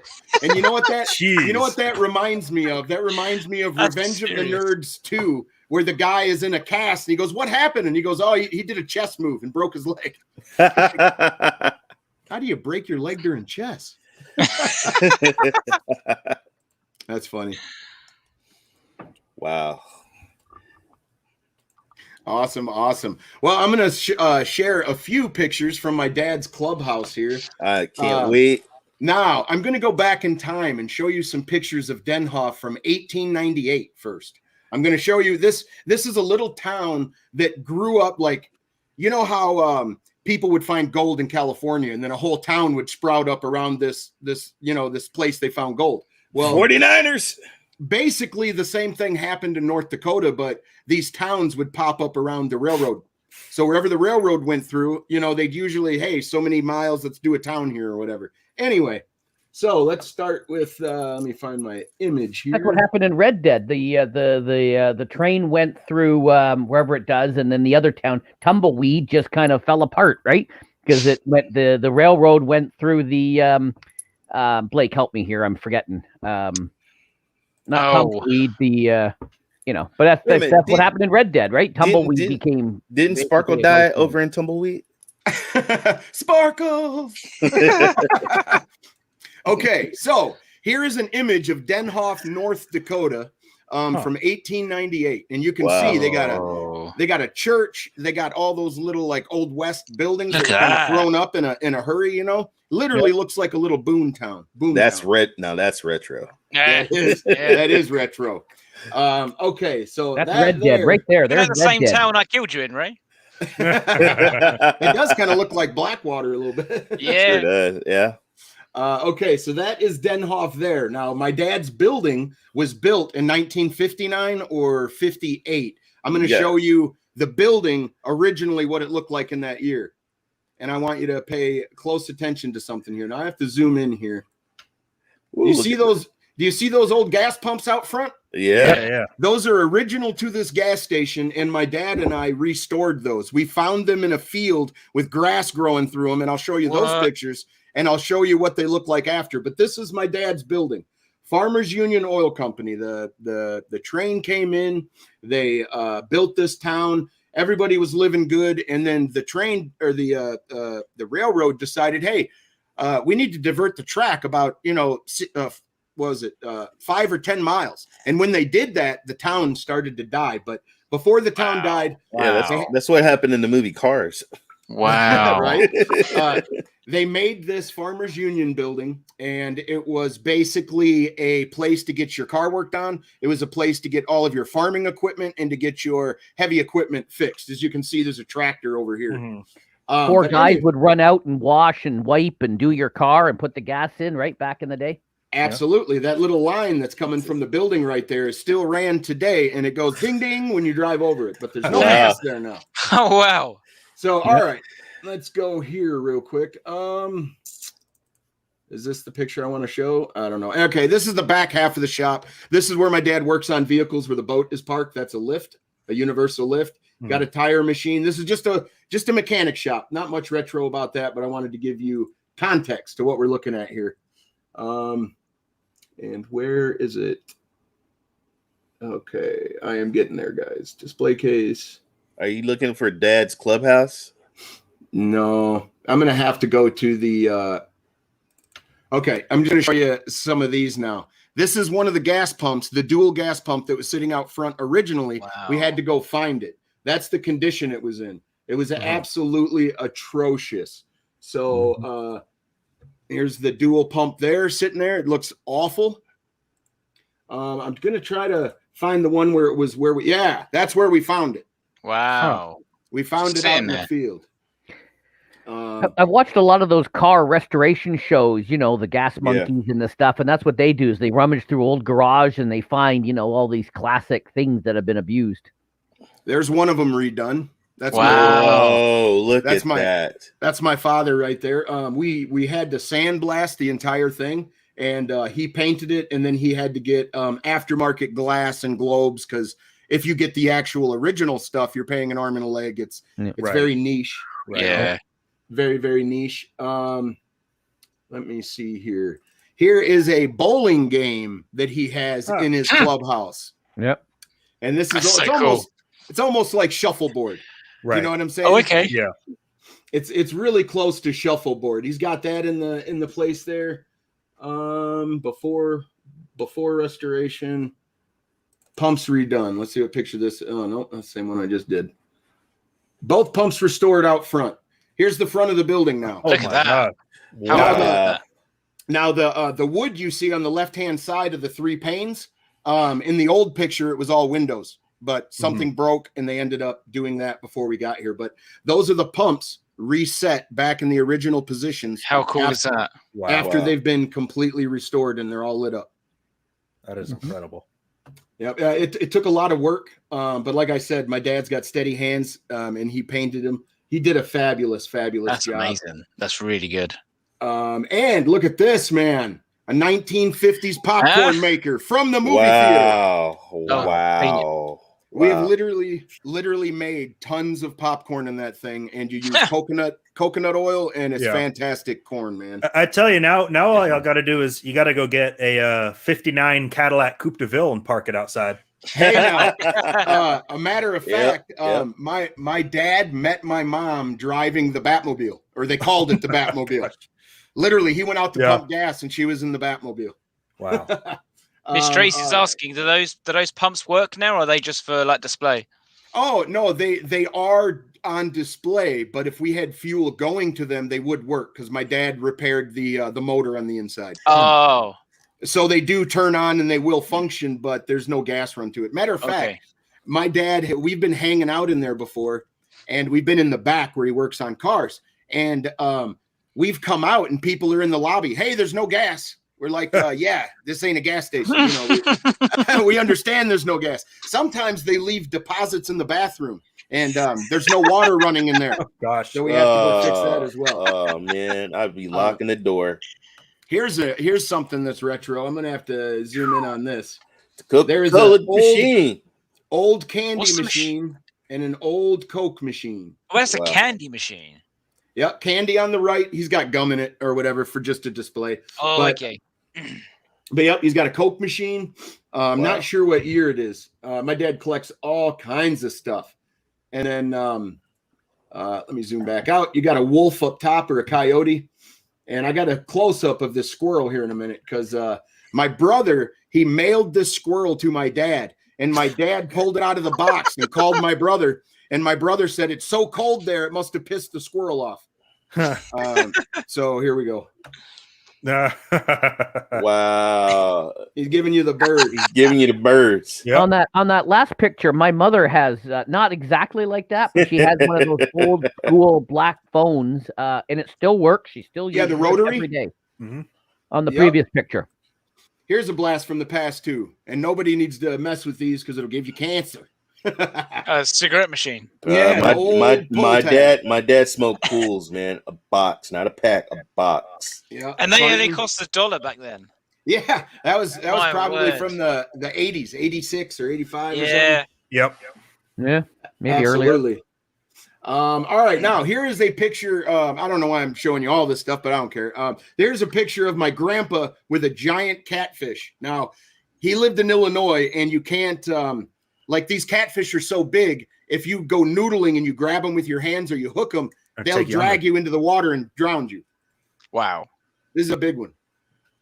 Oh yeah, big old flathead. Yep, and it's only colored weird because it was a black and white photo. Yeah. I see. They like charcoaled it or something. It's ironic that you're showing this because when I'm not doing gaming stuff, I actually am a dedicated catfish fisherman. So that's funny. Oh wow, no doubt. Wow. Do you noodle? No, I wouldn't. Not because I have seen flathead that big. I will never noodle in my life. I will never. Once you know the size and what some of these animals are capable of, you don't want to go down there and mess with them in their habitat, man. But my grandpa, what he did is he took a rowboat and they sank it, and then they like propped it up so it wasn't flat on the bottom, and they baited it. And what he did is he had a big hook tied to a tree, and he reached his arm in, and it comes up and it gums you to see if you're something to eat. He slipped the hook in and then let the tree fight it till it got tired and he pulled it in. Because if not, they will drown you. They'll pull you underwater like you're water skiing. Yep. Wow. Yep. All right. I think we're almost done here. Oh, here's one of the pinball machines he has. A darling pinball machine. And you can see on with the image. Very, very, very plain. There's no ramps. There's no lights really. Yeah. Very, very plain. Yes. And these pinball machines, if you're not familiar, they have frost on the glass that keeps the image there. And if you're not in a temperature controlled area, it will destroy them. And it's starting to happen to some of the pinball games. He's tried to redo it, but if you're not, like that one there, you can see the the Super, whatever it's called. It's really gone there on the left-hand side. But here's his wall there anyway of all these pinball games. So cool. And it's Well, a William, really you had that picture of your dad and the catfish. That was catfishing back in the 50s. yes, that's my grandpa. That's my That's his dad's grandfather. His grandfather. That's how they used to catfish back in the day. Yep. Okay. A popcorn maker, Papo's shop. I think I already showed that one. Yeah, I did. A rust on the dual pump, squirrel, angry. I think. Oh, display case. He's got a display case here with a whole bunch of stuff shoved in there as well. Yeah, that's Red Dead. Yeah, I was about to play that. That's still got the same knife I have in Red Dead Redemption. Yeah, stabbed me with it. Absolutely. Yeah, man. There's nothing more retro than my dad. And So cool. wait a minute, I'm missing one. Okay, here's a little music studio he's got tucked off to the right as you enter into the building. He's a country music player. Wow. Nothing's more retro than my dad, and he's been ill lately. So I'm kind of honoring him showing this stuff. And I'm also going to play a song that he wrote and played at the end of the show. If you're interested in sticking around to hear that. Absolutely. But all righty, man. So I think that does it for the screen share. Thank you there. for sharing that. Yeah, those are awesome. Yeah, catfish. Absolutely. That's awesome. But yeah, you got to be careful, man. Those catfish will drown you. And when you're restoring stuff, sandblasting is like magic. I would suggest everybody attempt sandblasting at least once in their day, as long as you don't have to have a giant air compressor and all that. They have little standalone units. You can do little airbrush or sandblasting. But you can literally take something that is completely rusty, and repair it, paint it, and it looks brand new. Is it good to get rid of dits as well? Or? Yeah, you'll get rid of it all. Yeah, absolutely, guys. Well, all right. I think we do have a few minutes. Do you have anything else you wanted to go over, Jeff or Ray or Blake? Anybody out there that's got a Neo Geo and you don't need it and you just want to give it away, I'm Ray3473 on the Twitter page. Just send me a DM, and hey, I'll take it off your hands. You guys, be surprised. Hit the like now that it's summertime, you're gonna see a lot of people out trying to sell stuff. Dude, that's where I found some of my deals and some of the stuff is at yard sales because they have no idea. It's like, unfortunately, people who have passed away or somebody who is clueless and has no idea. Hey, here, take it off my hand. Here, I know Jeff, you had some stuff you showed me on our Discord, some things that you picked up, some games and stuff. Yeah, picked up a bunch of games, various flea markets and things. We're still in lockdown, so there won't be any yard sales this year. The stores are closed still, so yeah, this is not going to be a summer for building out the retro. Man, they're open. They're out here in America. They open up everything, man. Yep. Yeah, you guys got vaccines. We don't have vaccines here. It's hard for us to get vaccines, so we're still working through. Hopefully, by the end of the summer, we might have our second. Most of us. Okay. So, Mr. Urban World says, I was in an orchestra and played the violin back in school because my mom forced me. But props to your dad for having a cello. Yeah. That is actually a stand-up bass. Nice. And let me tell you something. My dad loves country music and he really loves bluegrass. So what did he do? He didn't join a band. He had kids and made us learn to play so we could be his band. I learned the mandolin, the 6-string mandolin, because my hands were too small to go around the guitar. So I got the mandolin. My brother Sean got the violin or the fiddle. And my brother Chris had the guitar and my dad had the banjo. He literally created a band. Wow. He literally did. But it's like I was saying earlier with you guys about the Neo Geo. I was almost close to owning one at one point. Like I said, tell us what happened. So being in Florida, living in Jacksonville most of my life, there was a store in Daytona Beach that was a retro game store, and they I noticed they had a Neo Geo for sale. So I reached out to them. They got back to me. They're like, oh yeah, you know, come down and get it. We'll slap your name on it. So I'm like, cool. So I go down there on a Saturday. It's about, on a good day, about an hour and a half, hour and 45-minute drive. So I get there and I'm like, yo, I'm here for that Neo Geo you guys had. And he goes, you're Matt? And I'm like, yeah. He goes, like 3 days ago, we had some guy come in and he was like, oh yeah, I'm Matt. That's mine. Well, I bet you it went something like this. Hey man, can I get that Neo Geo? He's like, are you Matt? He's like, yeah, I'm Matt. Sure, Yeah, I am pretty today. much. Yep. I'm Yeah. Unless he had put the name on it. If he had put the name on it, then the guy might have seen it and said, True. hey, I'm Matt. Yep. That's true too. No, that's what it is. He slapped the note on it. He was like, hold for Matt. And the guy must have come in and been like, I'm Matt. And I'm like, so what you're telling me is you didn't check the guy's ID to verify that he is Matt. But what's the chances of that though? Somebody coming in and, you know, doing something like that. Yeah. Well, with something that's very highly collectible, the chances go up astronomically, I'm sure. Yeah. So, All of a sudden, everyone was Matt in that town. like we were mentioning before the stream started, like people get shot at Target trying to get Pokemon toys. So I couldn't imagine like somebody today going to get the Neo Geo, especially at a discounted price. Wow. Yeah. I think it was selling it for like $200.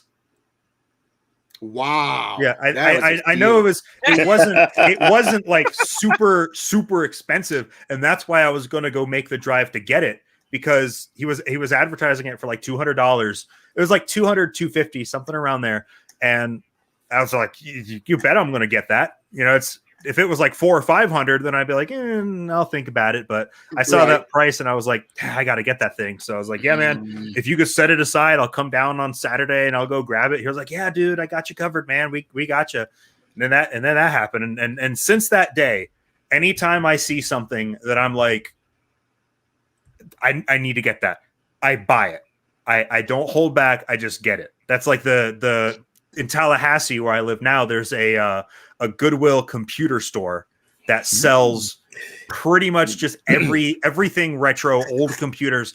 And I asked the guys, I was like, do you guys, because they had on the floor a Macintosh. I don't remember which one it was, but it was no clue what they had. It was one of the newer ones from like the mid 90s, and that's a little newer than what I usually like to collect for Apple stuff. So I went up to the guy. Color, right? Which one? The tube is colored? No, it was still like a beige box. It was the Performa. That's what it was. The Macintosh Performa. Oh. So I asked the guy, I'm like, do you have any old Macintosh computers, maybe a little bit older? And he goes, yeah, hold on a second. So he goes to the back and he comes out with a Macintosh SE from 1987. Wow. And I'm like, and he takes it apart. He takes the hard drive out, and I'm like, how much? And he's like, $100. And I'm like, sold. No doubt. Like, give it to me. Yeah. Dude, Goodwill, folks. I bought a PS3 with the controllers, all the cords and everything. It looked really good for $40 at Goodwill. And what else did I get at Goodwill? Oh, my Super Nintendo. That was like $20. So some of these people, I mean, they don't know, you know, they have no clue. And I play stupid. I don't educate. I don't say nothing. I'm just like, how much is that? Yep. And then you try to work it down, you know, knock $5 off. How much? Okay, I'll give you a little bit less. Yep. Yeah. I have like That's 5. the only. I just had a quick search for you, Matt. There, that's the only one I could find in the UK. It's a Japanese one, but it's the only one on eBay that's new, not been used. Yeah. So if you want to transfer to me around, let's say 2,000 pounds, see if I can. It'll make its way to you. Yeah. You know what, guys? Guess what? ROMs. Okay, you want to play these games? Just get the ROMs. All right, you don't have to buy it. If you're into collecting, I totally understand. Yes. If you want to like the 90s, my roommate, oh my god, there was so many fighting games, and SNK. I have to give it up, man. They were a huge part of that with the Fatal Furies, the King of the Fighters. We all would have been Samurai. snobs. We all would have been snobs if we had this. Oh, you're playing Super Nintendo? Well, we're playing arcade. You know we would have been snobs, man. Yep. Yeah, I can't even imagine. but I couldn't even imagine. And all these games that are playing on the side here are all like the top 50 Neo Geo games that were in the arcade that ended up coming to the home. I I'm just remember the soccer impressed by game. the. Sorry, go on, Eddie. No, I was just mentioning. I remember the soccer game. In the arcade? Yep. Yeah. I'm Yeah, just they had impressed by how a cool- smooth these games look. I mean, for the other consoles that were going out during this time, I guess you would still use FPS in these terms as well. But everything just seemed, the animations, they had more steps within them as opposed to being like neutral to the guns. That there's like the motion was more smooth, if you know what I mean. Yeah. There's definitely more frames in their animations. Instead of their arm barely moving and it's fully extended, they have actual Yeah, man. And all the sprites that are going on at the same time. Yeah. A matter of fact, the only game that like really pushes look at that really pushes the Neo Geo is one of the Metal Slug games. Like it'll chug for a second, but it's madness. There's so much stuff going on. Yeah. And it's interesting too because it when they started to realize that like people aren't paying these prices for the things anymore. When the Neo Geo CD came out, I'm pretty sure like 90% of the Neo Geo's library was ported to the CD just so that people could actually afford to get the games. To play those titles, correct. Yeah. Yeah. And the Neo Geo CD had, I think, a one-times read. Maybe it was 2, but it was real slow. Yeah. And it also came with a regular joystick, like a Nintendo or a whatever. It wasn't the arcade clicky, nice ones. Hey, this game was supposed to come to a Stadia. Really? Yep. Oh, this one was? Yeah, yes, Windjammers. Yeah. Actually, Windjammers 2 was supposed to happen. But wow. I was going to ask him because Matt mentioned about look at them Daisy Dukes. Simpsons earlier. Do you guys remember the arcade machine that had Simpsons but 4 characters? Yes. And you Marge had a vacuum sweeper. Yes, I remember that. Yes, Eddie. A matter of fact, on the Shield TV Pro, you can install a Chick or something like that, and you can actually get MAME and emulate that game. I haven't played all the way through it, but I want to because I really like that game. I put so many quarters in there as a kid. Oh my god, so many quarters, man. So I have Neo Geo ROMs. I'm so gonna play after the show. I have these games, so I think I'm gonna play. Right on. Well, let me see here. I actually have. I didn't go over the Neo Geo adverts. Let's go over those real quick before we jump out of here. And I play my dad's song and stuff and say goodbye to everybody. But all right, here's the Balls advert. Now you literally had. Now these were supposed to be side by side, not a top and bottom. But on one side of the page, you would have. You need a set of these to play one of these. Okay, that's one of their. That is brilliant marketing. It is brilliant marketing. Well, I've got a pair of those. Here is the Neo Geo CD. I want that. That's the one I want. That's the one Ray I want. was just discussing. Here is an advert for the Neo Geo, which isn't too spectacular. Just shows a couple games and the controllers and discusses the performance a little bit. But a couple of these are super interesting. Not this one. I know which one you're thinking of. I think here's one of them right here. What am I doing? There we go. Check this out. What's going on with that? If you're still playing Sega, NEC, or Nintendo, you're nothing but a weenie. If you're playing the incredibly high-powered Neo Geo system, you're a real hot dog. I wonder how much the marketing got paid to do this, man. It's funny though when you look at this, that they're flat out going at Sega, NEC, and Nintendo. You could do that stuff now. Like, but they did. Hustle. But honestly, though, they did have the sprites, the graphics, and everything. Yeah. But nobody's gonna pay $600 and $200 for a game. This was one of the problems. They advertised they advertised the Neo Geo as 24-bit. They tried to push that to beat the 16-bit era. Yeah. But in reality, it was a It was a 24-bit bus. Mhm. Yeah, well, it was a 16, and then they tried to add the little 8, whatever, They tried to put two together. They tried to put two yeah, together. they tried to Yeah. put these chips together. Yeah. Gentlemen, Whoa. before I remember- we're Voice looking guy, at this ad, I gotta ask a question because it's Go ahead. bugging my mind here. I remember playing on the Neo Geo CD at a LAN house, a game that had like a Wild West vibe. It was a first-person shooter. Do you guys know what I'm talking about? I'm not sure if you're getting this confused with 3DO at all, but there's a Mad Dog Maybe. McCree. Mad Dog And McCree. you could get a pistol for it, or you could use your controller. And Kevin, one of Ray's best friend, he has a 3DO, and he just bought that game. And Mr. Urban World, we are going to bring up Road Rash because he just bought that game. You got it right. It was Mad Mad Dog Dog? McCree. Yep. Do you know, I'm just looking at this picture and I'm like, it's ridiculous. So many levels, like ridiculous. And then I didn't realize there was the paragraphs underneath that I made a little story behind this Yeah. picture.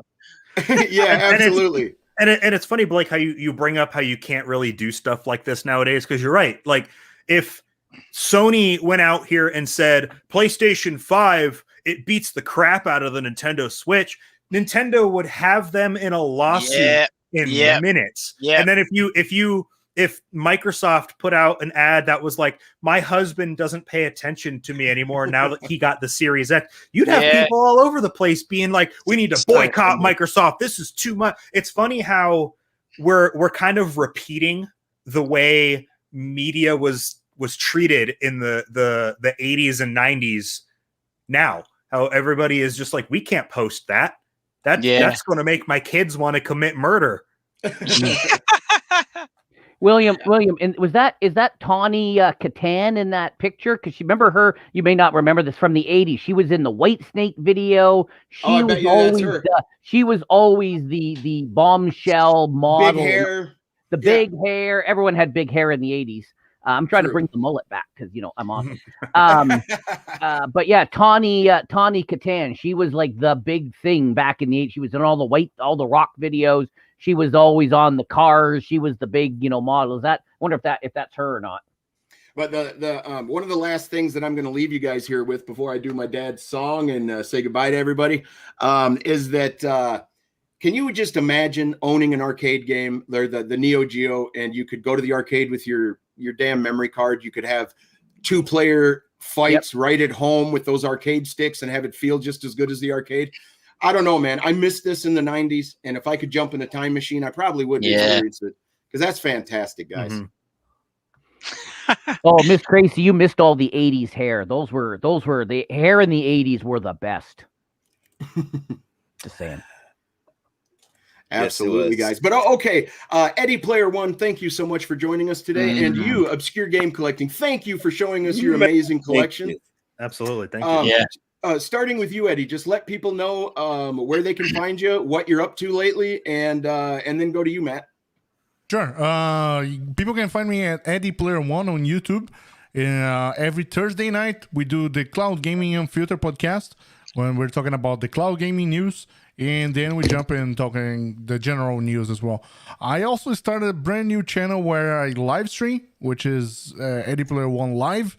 I am going through a playthrough of Walking Simulator, also known as Death Stranding, and also I'm on my second playthrough of Detroit Become Human. So Great you game. guys can, if you guys want to watch that game, it's a tremendous game. I really recommend to play it or come watch one of my second playthrough endings. Awesome. Hey, Matt, can you do yours in the Duke Nukem voice, please? God, Blake. I knew Blake was going. I knew he was thinking that. Well, you can find me on Twitter at OG Collecting. But no, you can find me on Twitter at OG Collecting.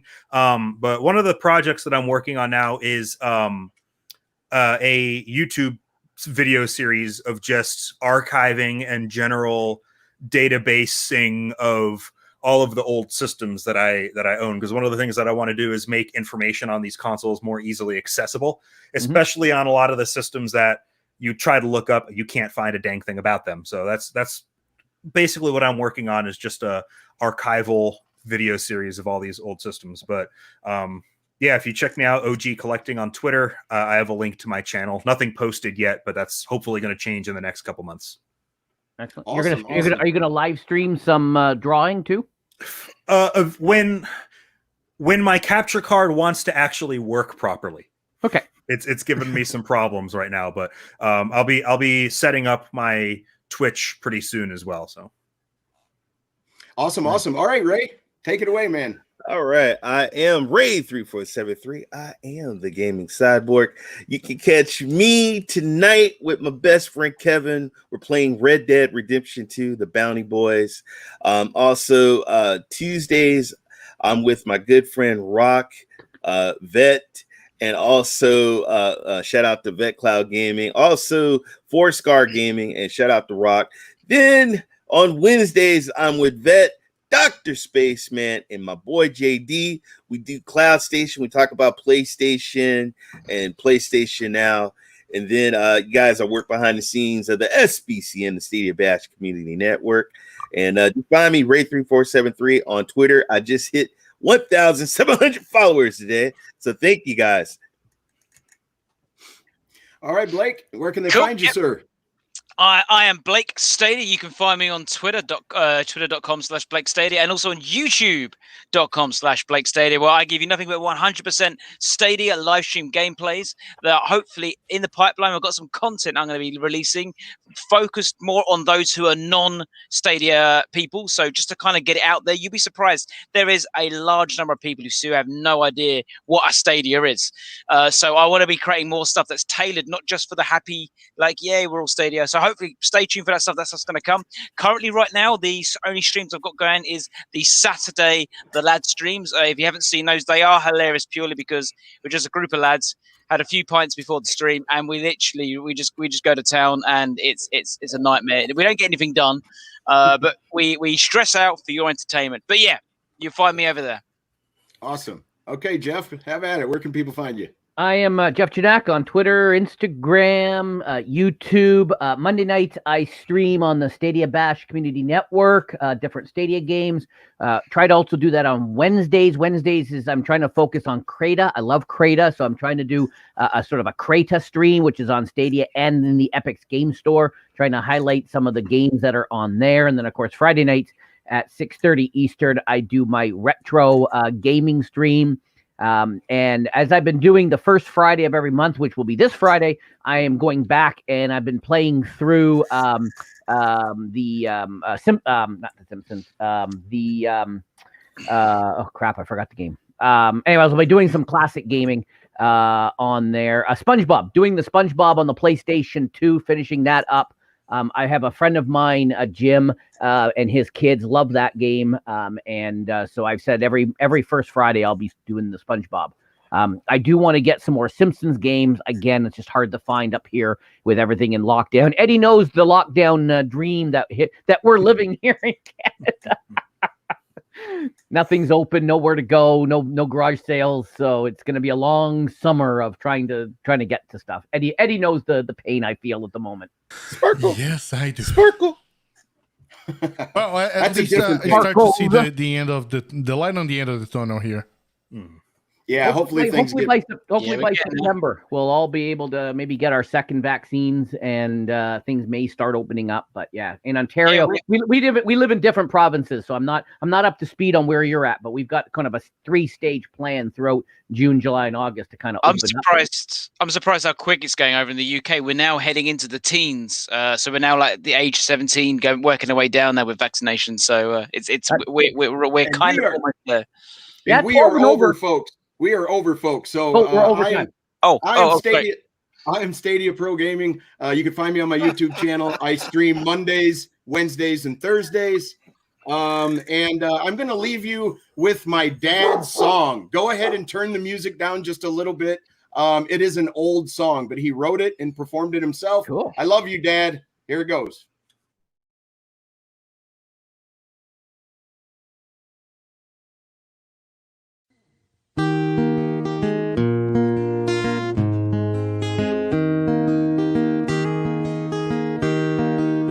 across these hills and valleys, from the lowlands and the high, where the farmers make their living and those eagles fly.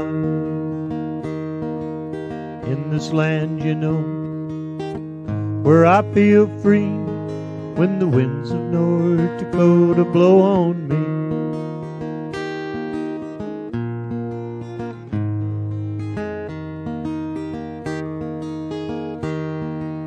Golden summer sun, red sunset nights, cool autumn mornings with all the birds in flight. These are just some of the little things I see when the winds of North Dakota blow on me.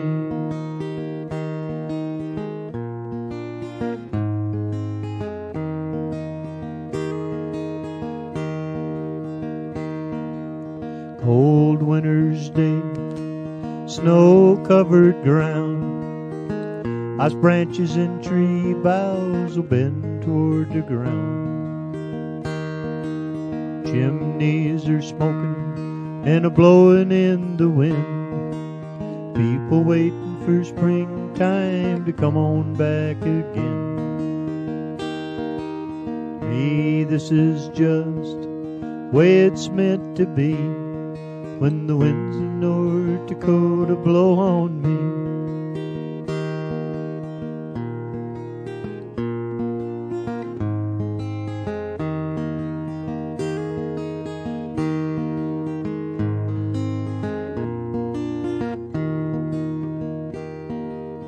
When my days are through and they lay me down to rest, put me in this place that I love the best.